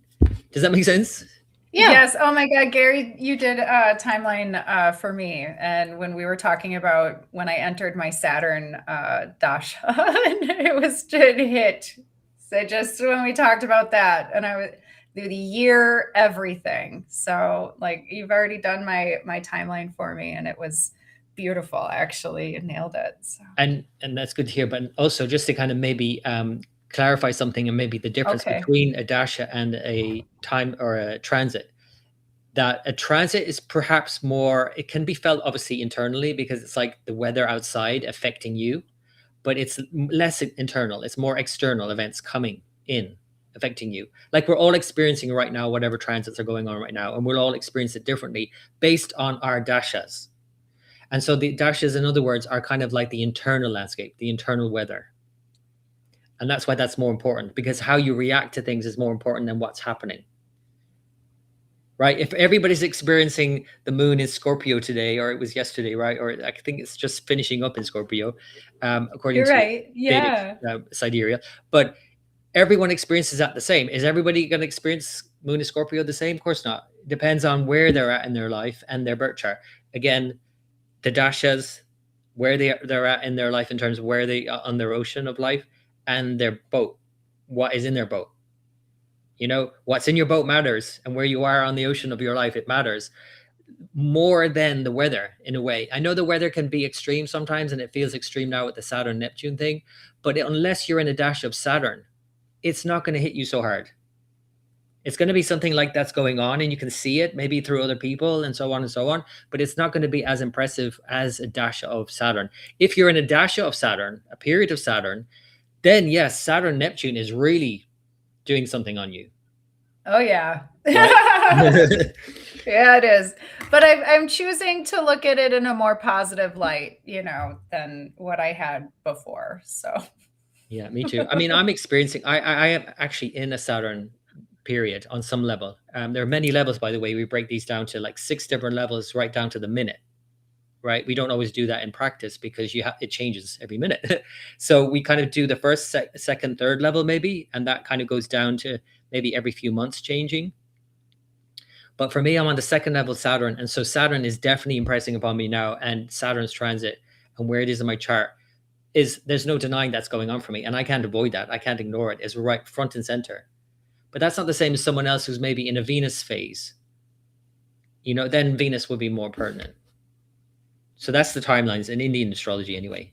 I can't wait for the Venus phase to start. Will I go through the other questions? Yes. Yes. Venus and Virgo. There was a question about Venus and Virgo. Yeah, let me find it real quick for you. Vedic astrology claims Venus is diminished in Virgo. I challenge that. I think it's miseducation from a tropical revisionist narrative. She did follow up saying, push back with light-hearted, playful intent. I'm a Leo. This Venus and Virgo is used an awful lot by Western tropical astrologers as an argument that, you know, that planetary dignities are poo-poo. And the reason why I'll bring that up is because, of course, if Venus is in Virgo in the tropical, it means it's in Leo in the sidereal, more than likely. And so if you read articles, and there actually was one recently published by a very well-known astrologer, and that got a lot of kickback, even within the Western tropical group online, was that this astrologer claiming that dignities are a bit old hat, you know, it doesn't really, you know, work. And they used all of these chart examples of people with Venus and Virgo, all of these artists, all of these directors, film directors, actors, singers, so on and so on with Venus and Virgo. And what they don't realize is what they're actually saying is this: they're listing people with Venus and Leo, the most artistic sign you can get, really, in a way. So Venus and Leo, that's one point. Second point is being in debilitation is the word we use, or Nietzsche is the word in Sanskrit, but basically it's weakened, right? If you don't address that in a person and they have Venus and Virgo, and they actually have Venus and Virgo, not tropically, but actually sidereally, according to the star signs, and you do a reading for them and you only say positive things about Venus and Virgo, they will leave that reading thinking, what is wrong with me? What is wrong with me? Because they will not have heard at any point that there's a problem here with their Venus. And so a person, for example, and especially, and I come across a lot of clients, women more especially, who might have an issue with Venus, an afflicted Venus or whatever it might be. And if you don't address it in some way, it won't ever be spoken of, and they're going to leave the reading and they're not going to really feel like you've seen them. But if you bring it up, and I have no problem bringing it up, then they'll open up. And that's what typically happens. People then start opening up and talking about their femininity and their sexuality and their need to express that, but their inability at times maybe to be free with that. Because Venus and Virgo is all about conditions. It's like, I will be happy if X, Y, or Z, right? You know, so it's kind of like backward with Venus and Virgo, as opposed to Venus and Pisces, where it is right now, where it's like, I'm just going to be happy, whatever. I'm going to love you, whatever, warts and all. I don't care, you know, of all your faults, right? But Venus and Virgo is going to find faults. And I see a lot of clients with Venus and Virgo who will actually fault find before they've even met somebody. They'll actually start making lists of things that they want in a partner before they've met a partner. So it definitely is in debilitation. Doesn't mean that it's a bad thing or you're a bad person if you have it, but you do have to work with it. You have to love yourself ultimately, not criticize yourself, because it's all about self-love at the end of the day. To your point, Niki, like if you don't love yourself, as cliche as it might sound, how can you love anyone else? So I think Venus and Virgo, and I use the example of Beyonce as a good example of that. Beyonce has Venus and Virgo. And then people say, wait a minute, how can Beyonce have Venus and Virgo? That's how you can have Venus and Virgo, because what you'll end up doing with debilitated planets is overcompensate and push harder than you need to. And then you got to dress up and wear all the bling and have an audience like the world over telling you that they love you. But if you actually look at her personally and look at her on tour and how she reacts, and there's a scene, a very, you know, well-known scene now that she's on the phone with her husband, and she looks like the most insecure little girl on the phone looking for feedback from her husband that she looks good. Where's her Mars? Mars is also in debilitation in Cancer. So she's got a lot of debilitated planets. And that is to say that it's not bad. It's just that the person is likely to have to work a lot harder at getting to where they want to go. And they likely will actually and overcompensate and get further. That's why you see a lot of pro athletes who have Mars in Cancer debilitated. Michael Jordan's another good example, or Serena Williams. They'll work hard at getting to, it's like you're born with a weak limb. You're going to work harder at that to strengthen that. And that's why I would say exaltation doesn't mean good and debilitation bad. It depends what you're talking about. Exaltation could mean that you have such high hopes and expectations out of life, and life just doesn't reach that bar that you've set up so high. So debilitation is not bad. It's just that you have to acknowledge that it is a bit of a work for you, that thing, that there isn't an automatic sort of like, I'm really good at that. I love myself wholeheartedly with Venus and Virgo. I am just so accepting of myself and everybody. I love everybody. That's not what happens. You're right. That is not what happens. Yes. We've had this conversation before, Gary, and it really changed the way I thought about debilitation and exaltation. And I just kind of was like, okay, I'm not going to make a decision about it. I'm not going to say this is it and this isn't it. I'm just going to keep studying. But every time I hear you talk about it, you're like, I feel it. I see that. I actually see that in other people. The Venus thing. And then when you meet people with Venus and Virgo, then you know how to approach them with this sense of like allowing them to see themselves as not just lovable, but actually seeing themselves as love, as an expression of love, right? You know, without any conditions. Because that's what they're wired for. And this is the thing to say, any planet in any sign is opposite another sign. So if you work towards the opposite, like Venus and Virgo, and bring in a bit of Venus and Pisces and love yourself unconditionally, you know, you reach for that more and more. It's going to balance you out more and more. Okay, I'm going to give some pushback now. Oh, great. I love pushback. Yeah, I love pushback too. It's so fun to have like, you know, different ideas and like, you know, throw stuff at each other. How much of that is Venus and Virgo being debilitated, or just Virgo in general? Because Virgo energy, like whatever's in there, there's going to be some sort of, I got to have, you know, like this militant level of control over whatever's going on in there. So is it really because it's in detriment, or is it the constellation? It's both, you see, because it's only Venus that's in debilitation in Virgo. And Mercury is not going to have a problem with that. Mercury is exalted in Virgo. And so it is going to be absolutely fine with that. And not only fine, but it's going to be really good at figuring out the lists, right? Figuring all the things out that are wrong so that it can make improvements. That's what the Virgo is best at. But it just doesn't suit Venus, because with Venus, in relationships, in other words, if you are only fault finding, even if your objective is to improve the relationship or improve the person, like you can anyway, like you can't change anybody. But even if your objective was to improve the person, that doesn't work for a relationship so much as it does for mercurial things. Like, it's good to improve a system or a way of communicating or a way of working. All of those things are good for Virgo. They're really good at that. But it just doesn't land well for Venus. That's the only planet that's not well placed in Virgo. I love Venus and Virgo. I'll Really? I love it. I absolutely love it. Do you have it? Do you mind me asking, do you have it in Virgo? I personally don't, but I have seen it. And everybody who's got Venus and Virgo, it's not, so everybody who's got something in Virgo, they're all a little neurotic. They're all data driven. They're all like, that's just, it doesn't matter what's in there. Yeah. At least in my experience. Now, I have a completely different take. So I don't work with exaltations, debilitations, planetary rulers, none of it, because in the Mesopotamian myth, now this is prior to 500 BC, because by the time we get to the late Babylonian period, now we're starting to get into the pre-Hellenistic, everything's like mathematical. Well, not everything, but they definitely started to implement that. So what we're looking at is a little bit prior to that. So Venus being the goddess that we had talked about before, the goddess of beauty, fertility, sexuality, rage, all of those things. She's actually featured in a bunch of different constellations. She's featured in some ways in Virgo. She's featured in Scorpio. She's featured, not technically Tashmetu and Capricorn, but we could make the case for it. But she is also featured in the Eastern fish of Pisces. Am I missing? Oh, and she was called the Lioness of Heaven. She rides a lion into battle. She's very similar to Durga in that sense. But she is synonymous with Leo.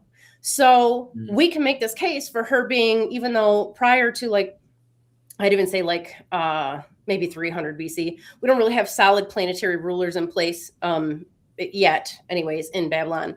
So she is technically, if we want to look at it that way, though, she's the planetary ruler of all those constellations. Now, in the Mesopotamian system, the constellations are literally houses. I don't mean houses like in a chart. I mean, they're a palace in the sky. Okay. So depending on where she's in, she's going to behave differently. And putting her into Virgo, which that's one of the constellations where there's a lot of overlap with the original Ninhursag, which goes all the way back to 5000 BC. She's the Earth Mother. So like I said, Venus has all these different traits. And when we stick her in Leo, she's going to be way more bombastic. She's going to want the attention. She's going to be, just like lusty and, short-tempered, not always bad. As a matter of fact, she was originally featured in Regulus. That was her star. It wasn't a masculine star. But when we move her into Virgo, especially like the early parts of Virgo, that's like her getting into home. Okay, she's going home. She's going into Earth Mother mode. And Niki and I were talking about this earlier.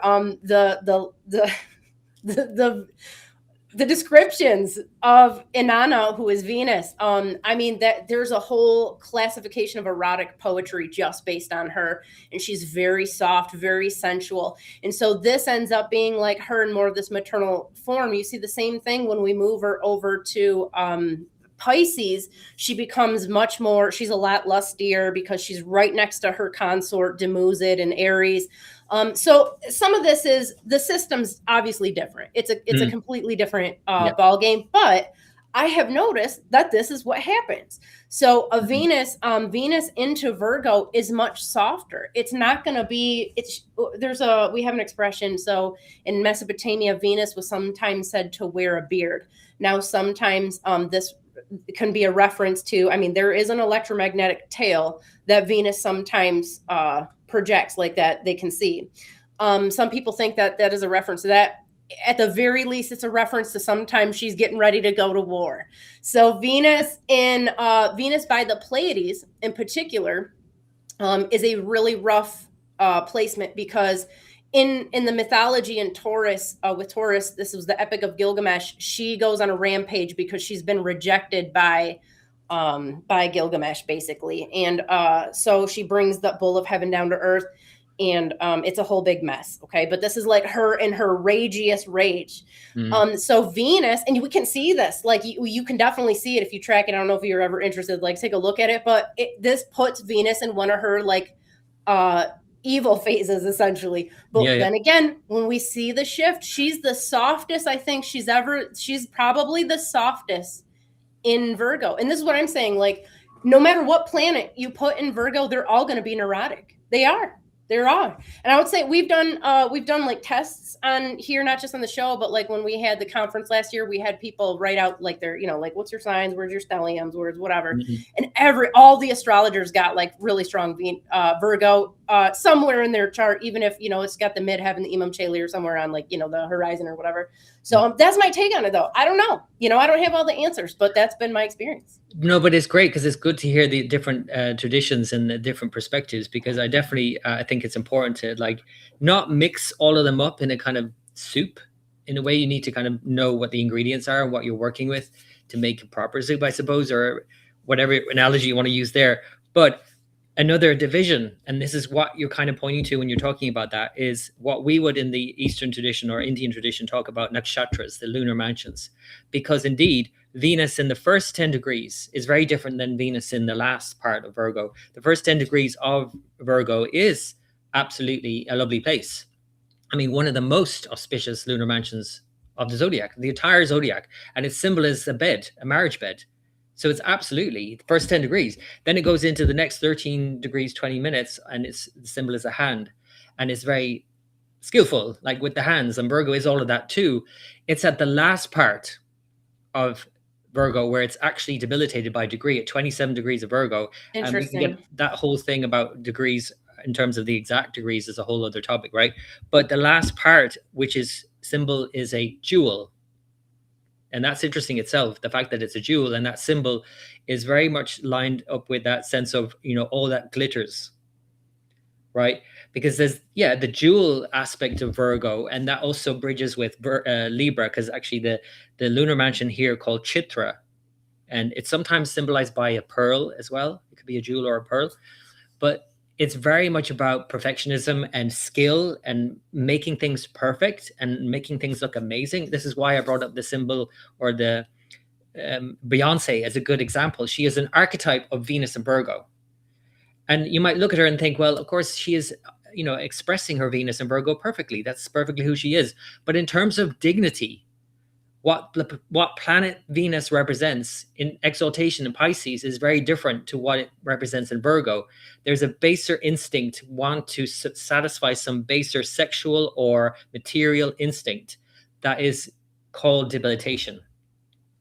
And in Pisces, where it is right now, by the way, as we speak, it's in Pisces exalted, where it's wanting something else. It's not better or worse. It's just something exalted.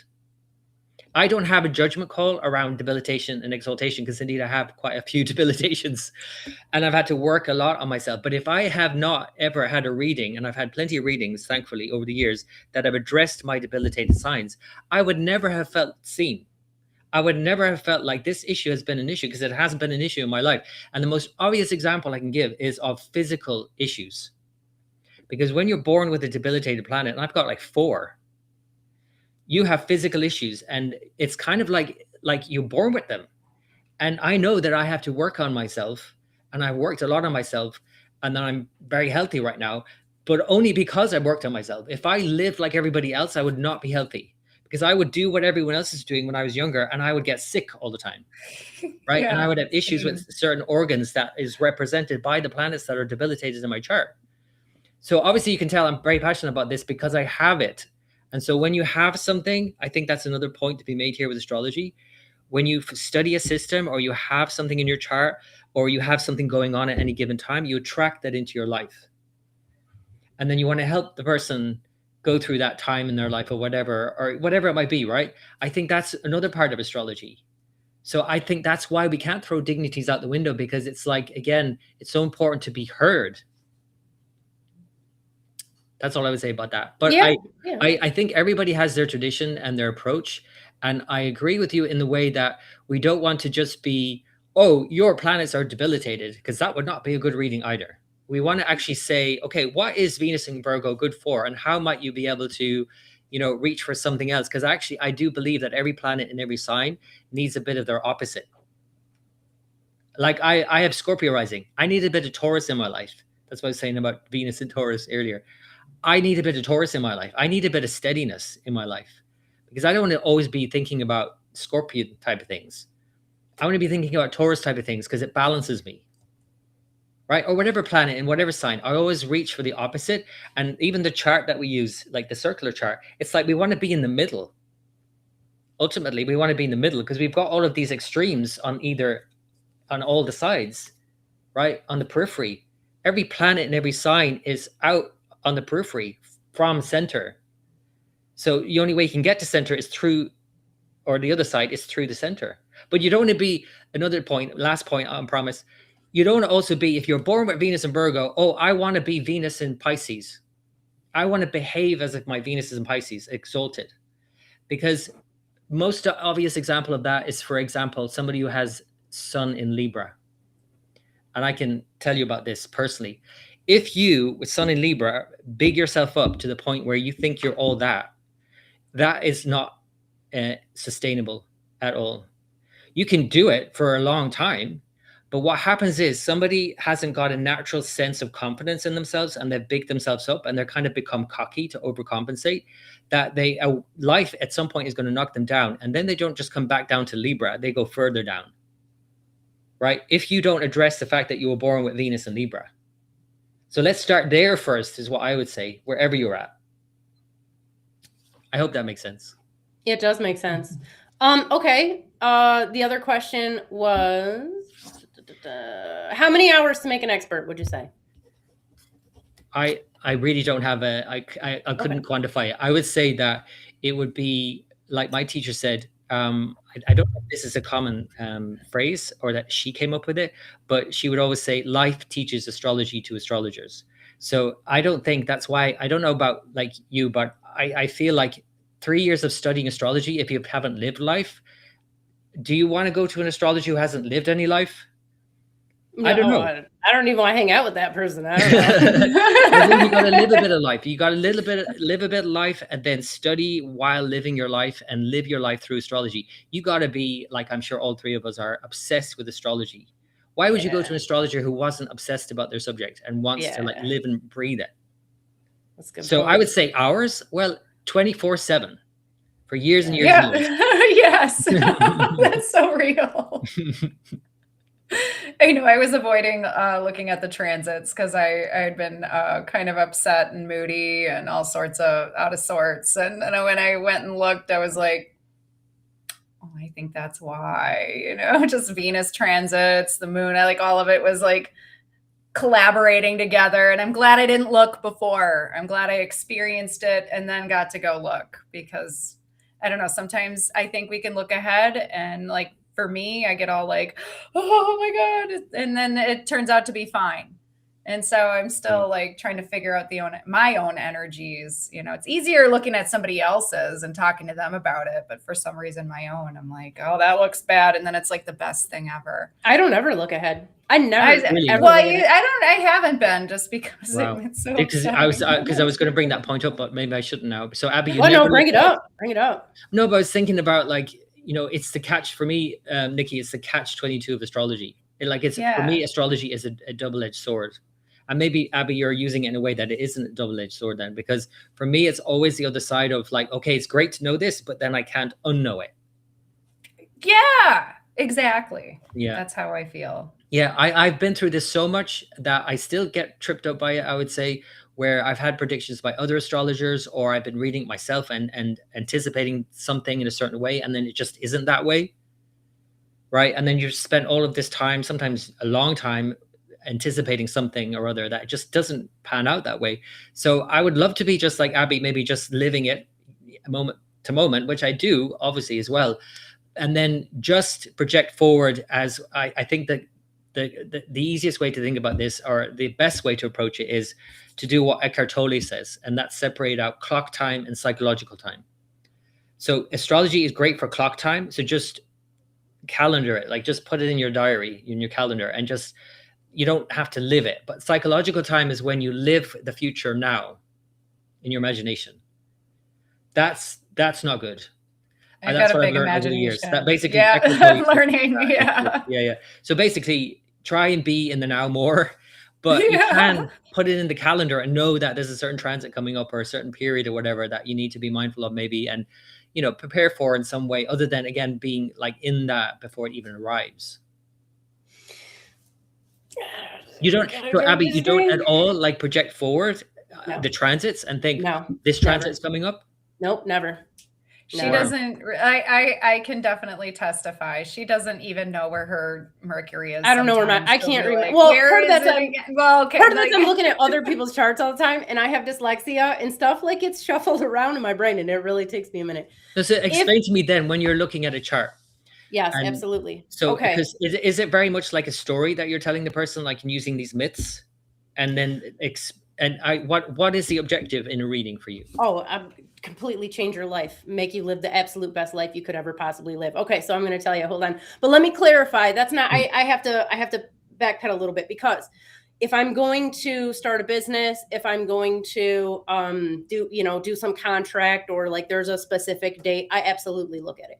But when it comes to the day-to-day living life, no, never. And I don't recommend it. I tell my clients all the time, if you want to get a yearly forecast, kind of get some insight into what's going on, sure. But like, I don't think it's good to get wrapped up in it. No, I mean, I love it. I love that approach. I mean, I might, after you explain that, explain why Vedic astrology can get caught in that more than Western. But okay. Go ahead. So here's the gist of it. Like I said before, the chart is the way I explain it to my clients is, your mom said that you didn't come with an instruction manual, and that is absolutely not the case. So everything that's happening to you, it's right there in the sky. The sky is like taking all your insides and your psychology and your biology and your ancestry and your whatever you can think of, and it's just kind of projecting it out there onto the sky. And if you move in these natural currents with everything, and the chart's telling you exactly what you need to do, your life will be amazing. You will never feel like you're swimming upstream. Everything will fall into place for you beautifully. The problem is that, and it tells you exactly what you do. It tells you if you need to be an artist, if you need to be in a doctor, if you need to, work on the assembly line. It tells you exactly what you need to do. You just got to be able to like read that stuff. But the thing is, most people, society is in complete contradiction to what we are naturally, spiritually, and biologically what we came here to do. Nobody was designed to work 60 hours a week, come home, watch TV, get drunk and like pass out on the couch. Like this is anathema to life in general. So a lot of what the reading ends up being is this stuff is telling you, nobody has ever been like, oh, this is completely new information to me. It's always, this is what my heart has been telling me and my spirit has been telling me my entire life.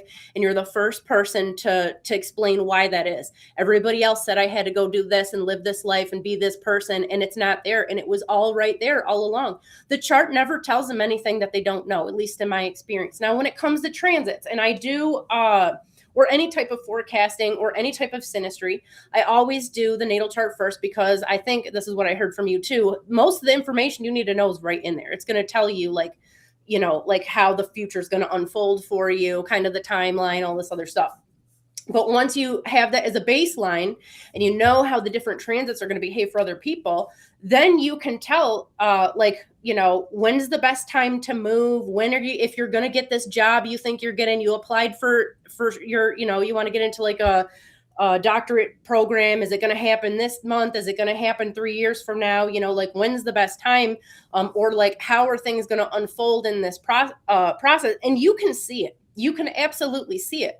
But what I tell people is this stuff that's unfolding for you, if you are even a little bit intuitive, you're going to know exactly what to do and when to do it, because it's not telling you anything that your soul does not already know. You have all the answers already. Now, some of this, is obviously like, I'm sure there's some philosophy in it. And I try to preface people, like letting you know, like, hey, this is my take on the universe. So you gotta like filter this through your own belief system or whatever it is.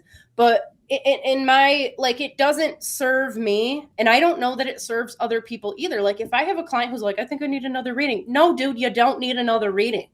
You need to go meditate. Okay, you gotta quit eating poison, get off social media, and get your shit together. Okay, you don't need another reading. It's gonna tell you the same thing every single time. You know what I mean? So I don't know. That's my take. I don't know. No, you see, the thing is, even though I'm going to come at it from a different angle, I do agree with everything you just said. Everything. And I would say that is, it's taken me years, but that is how I live my life with astrology, because I don't have time either to look at my own chart. I never look at my own chart. Right. We don't, as astrologers, we're always looking at other people's charts. Right. So I do live it like that myself. But if I didn't have my timeline, which again, literally there's a timeline that's laid out in my whole life, and it explains everything that I've experienced thus far and what, is ahead of me. If I didn't have that, because perhaps I've been given it, and this is a whole argument you could come up with about, why are certain people given their nadi leaves? And it's only the people that go to India and search out their nadi leaves that have nadi leaves written for them. Then you're like, oh, okay, wait a minute, there's something going on there. Okay, only the people that are going to go to India and go search out their nadi leaves with all their life written out for them, that will have them written out for them. Think about that for a moment. So it's like, I love having my timeline, but it's taken me a long time to have it and not get lost in the future. And that's the catch-22 of astrology, more especially Indian astrology, and why Indian astrologers are obsessed with prediction, and why I do think it can get quite negative for Indian astrologers and people exposed to Vedic astrology, because it's like, yes, it's good to know, but then you can't unknow it. And you got to do something with that information in one way, because you've been given it. There's a reason you've been given this information, right? What are you going to do with it? But in another way, you also got to not live that every moment of every day and still know that on some level. And it's different to transits. This is the thing. When you're just thinking about transits, it's kind of like, it's talking about what the weather is going to do next week. Do I really care about what the weather is going to do next week? No, I'm going to enjoy the weather right now. It's sunny today. Do I care that it's going to be raining next week? No. It's different though when you bring in daśās, because it's like it's so personal and internal that it's like, if you know that you're going to go through not just a week but a year of something next year, it might be a good idea to know now to start preparing for that. And then when it comes, you're not going to be overtaken by it. You're prepared for it, but also it's not surprising to you. And then you can live with it and accept it. The acceptance is the key thing. Like, if I didn't have my timeline, I would have a hard time accepting a lot of things in my life that happened. But when I see it laid out in a timeline, I'm like, okay, I'm okay with that now. I mean, there's no point arguing with the planets. Yeah. So for me, it's like giving me such acceptance that I wouldn't have had otherwise. And that's in a timeline, not about my chart really overall, even though that has obviously given me a lot of acceptance. But I'm talking about how that chart has progressed over time. And in this particular way, I would have had a hard time accepting some things that happened in my life if I didn't see it laid out already in my chart. Well, how do you know? I know we're going into like the philosophy side of things. How do you know those things would have happened if you wouldn't have looked at it? According to quantum mechanics, the moon doesn't exist if you're not looking at it. Like, it's not there. Because I got it after the fact. This is what I was saying when I went to my astrologer 30 years ago, when she handed me my timeline, and all of my life thus far was mapped out. Everything I experienced. Did you see it ahead of time though? That's what I'm saying. No, I saw what happened thus, because that's all I could go on. All that I experienced up until the age of 22. It's like, oh, that's why that was, and that's why that was, and that's what I was. So I didn't know any of it. I didn't study astrology up until that point. So going forward though, having experienced 22 years without knowing what was coming, and then see it lined up in my timeline, it was literally like my life has been pre and post having my astrology, where if I didn't have my astrology, I don't think I'd be alive, first of all, but certainly I definitely wouldn't be as happy and content and peaceful as I am right now, and accepting of my life, because it's just allowed everything to be as it is. And literally, as you described, Abby, that's how I am because of my timeline. Okay. That's how I live my life, because of that. I get what you're saying. And that's actually where I think the biggest value comes in with forecasting, is retrospectively. Not necessarily because we need to know what's going to happen to us. I just don't think that that's Because we terribly don't beneficial. anyway. We don't anyway, even with timelines, even with very precise, tools to delineate something that may or may not happen. Even if on paper you write down exactly what happens to somebody in 10 years, when the person experiences that in 10 years, it's not going to be the way they had read about it. Well, sure. But when you go back and look, that I think is very helpful. I know that has been helpful to me, like you just described. Like when you can look back, okay, why was I a psychopath the other day? Why did I freak out on my family? Oh, well, this is actually what was going on. There's things in life where you're like, why did I, just completely act like an idiot or had this bad experience? And then you can go back and be like, okay, yes, there is this cosmic weather, this influence that's occurring, and it's not maybe necessarily just I'm the worst person. Like this was the script, and this was how it's supposed to unfold. I think that's fantastic and phenomenal. I just, personally, this is my take. Some people want to know what the weather is. I don't even look at the regular weather forecast. I'm going to wake up, and if I go outside and my face is freezing, you're an exception. You're an exception, Abby. I think for probably apart from most astrologers, I think you're an exception. But most astrologers are going to want to know, right? And the analogy that's used a lot in Indian astrology is like a train on a track. It's like we know where we've come from and we're heading somewhere, but the train has left the station. You were born. You have some things laid out in front of you.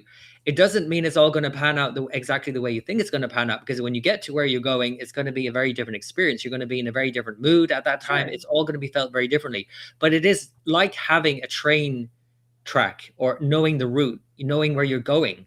So in a bigger way, because I couldn't obviously explain this now because it would take another hour, but like there is in another bigger way, knowing where you're going, even in terms of, because a lot of people think that, and this is in a way, it might sound contradictory to what Niki said earlier, but it's absolutely not, because it's also true that your life is no big deal, but it's also purposeful. Both are true. Sure. It's just your life. You're just going through, you're experiencing life, and that's your purpose, just to be in the moment, every moment as it passes.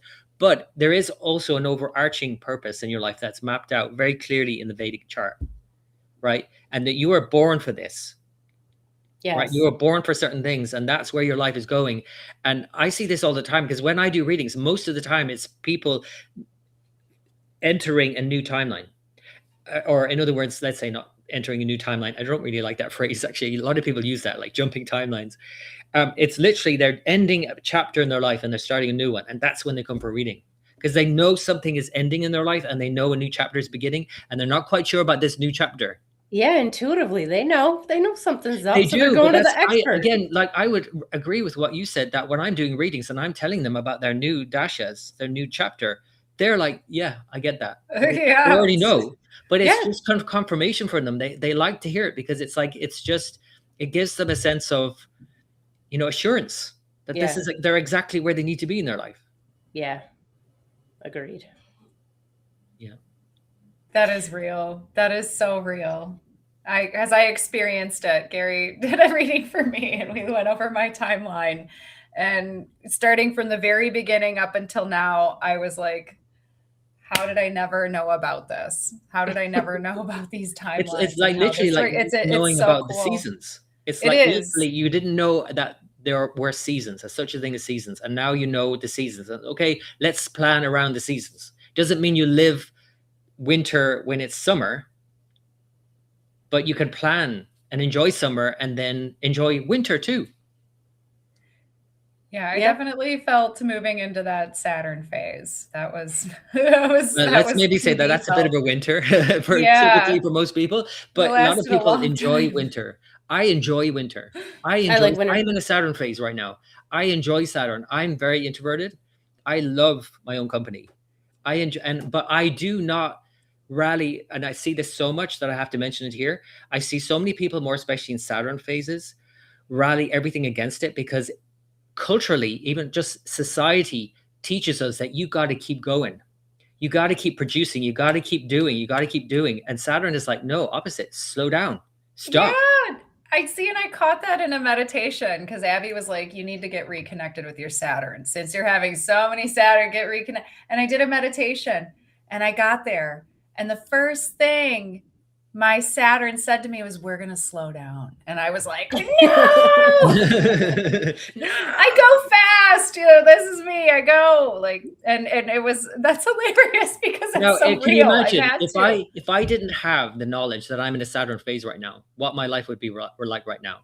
I'd be beating myself up a bit, I would say. But because I know I'm in a Saturn phase, I am slowing down purposefully. I'm going with it Yes. because I know myself. I obviously intuitively know, but I also know, looking at my timeline, that actually this is a time to slow down, and I'm not going to beat myself up about it. Right?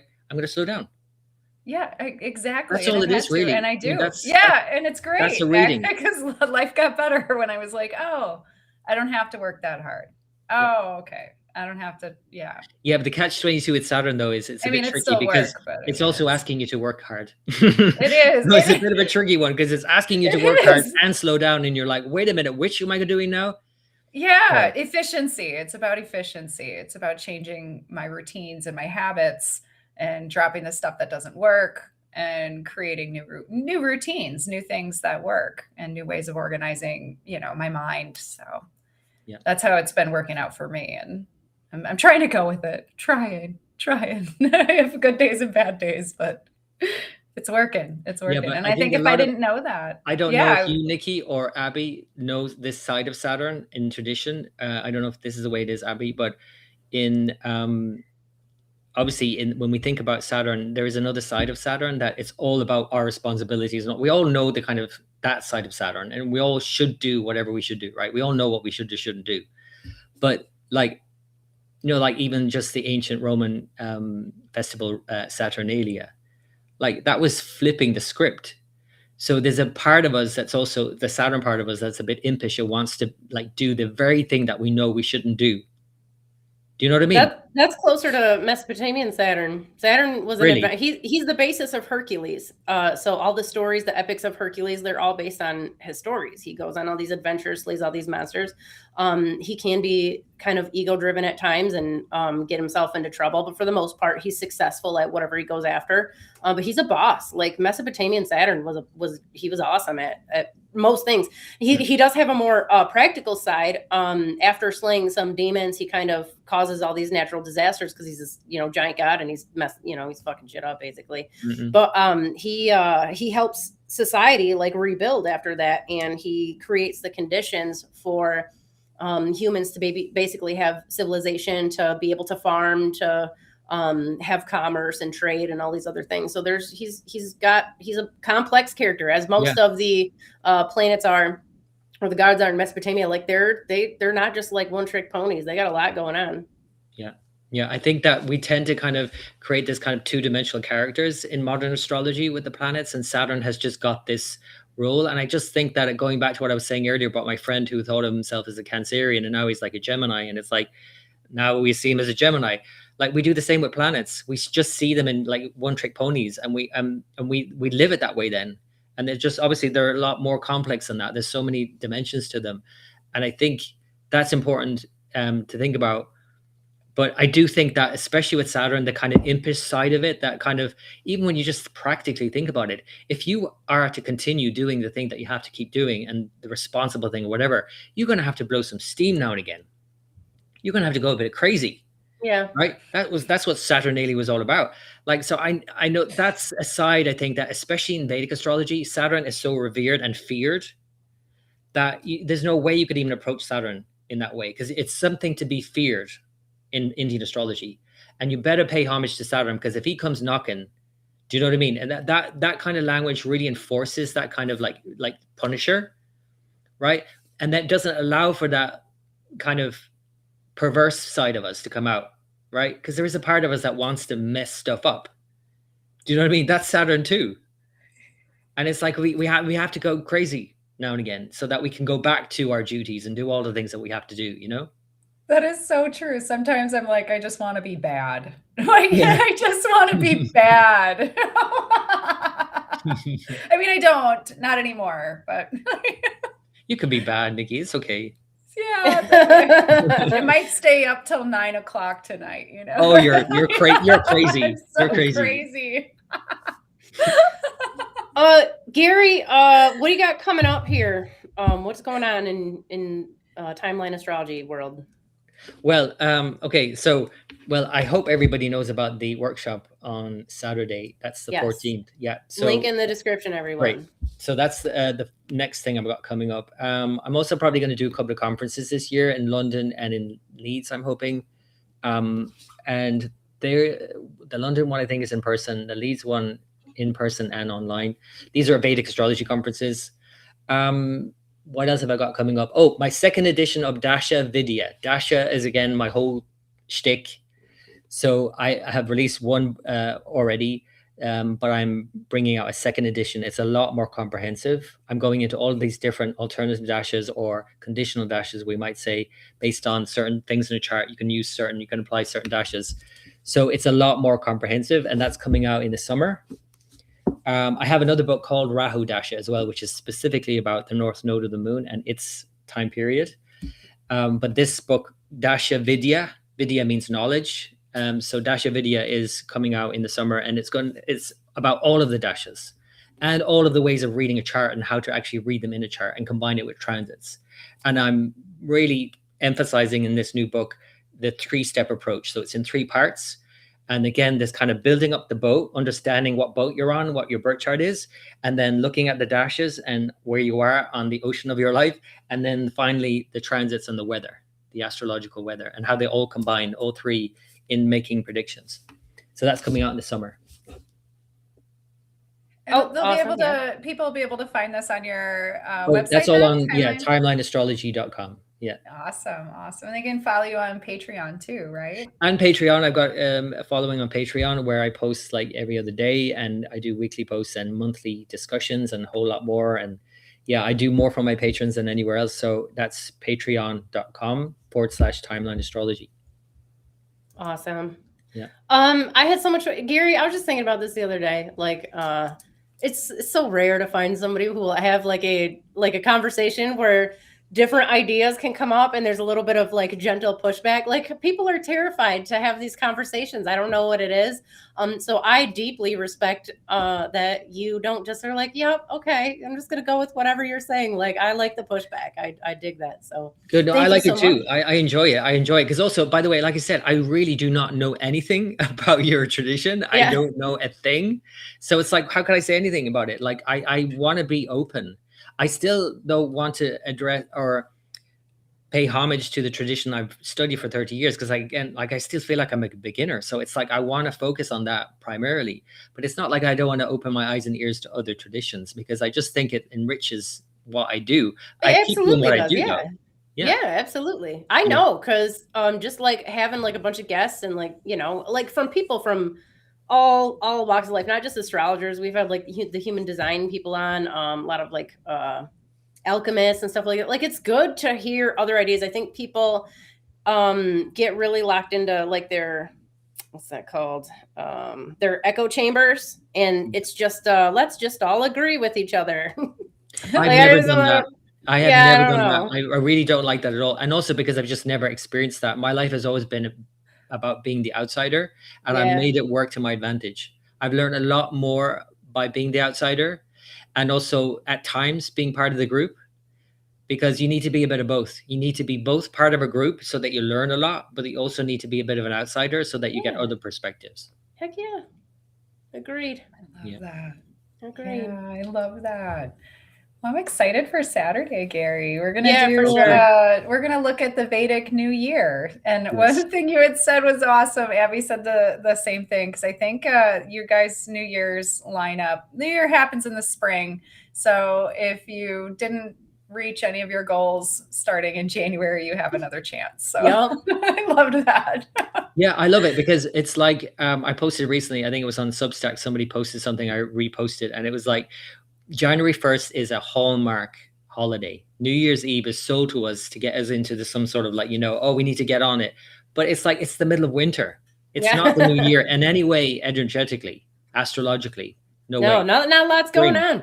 Not a lot going on at all. So the 19th of March is the new year for those who maybe can't make the workshop, but it's good to know that the new moon in March, it's either the end of March or beginning of April in the Vedic calendar, because the sun has to be in sidereal Pisces. and then obviously the moon joins it. So it could be the end of March or beginning of April. So this year it's 19th of March.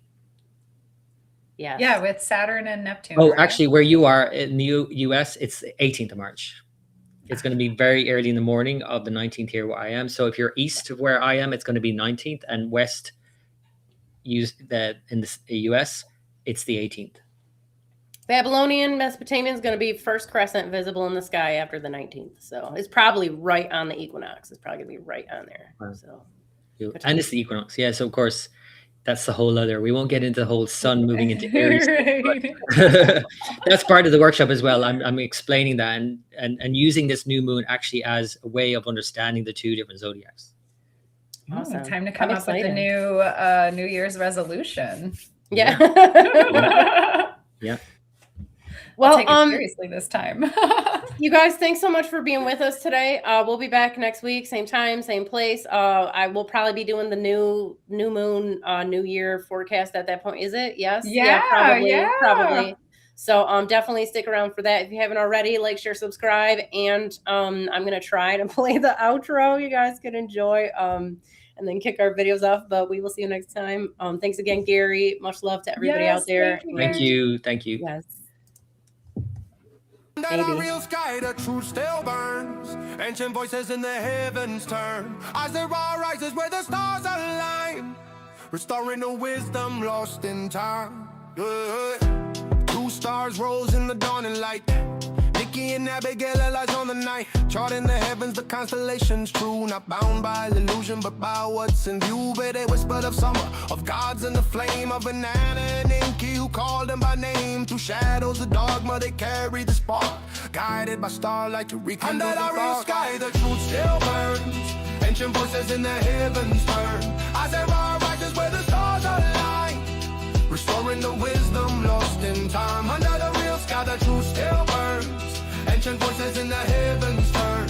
As the raw rises where the stars align, restoring the wisdom lost in time. Yeah.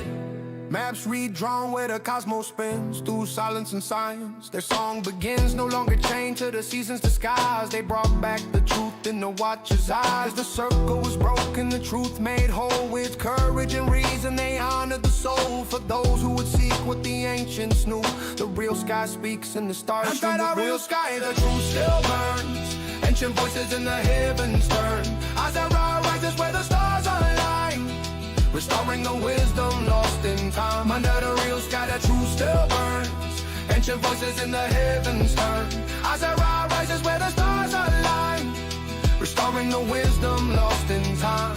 Through cuneiform echoes and lunar signs, through Babylon's gates and forgotten lines, they lifted the veil with a steady hand. To see is reborn, to reclaim the land. Under the real sky, the vision's clear. The Sidereal call for all to hear. As I rising with radiant mind, truth reborn in the ancient light. Under the real sky, the truth still burns. Under the real sky, the truth still burns. Under the real sky, the truth still burns. Under the real sky, under the real sky,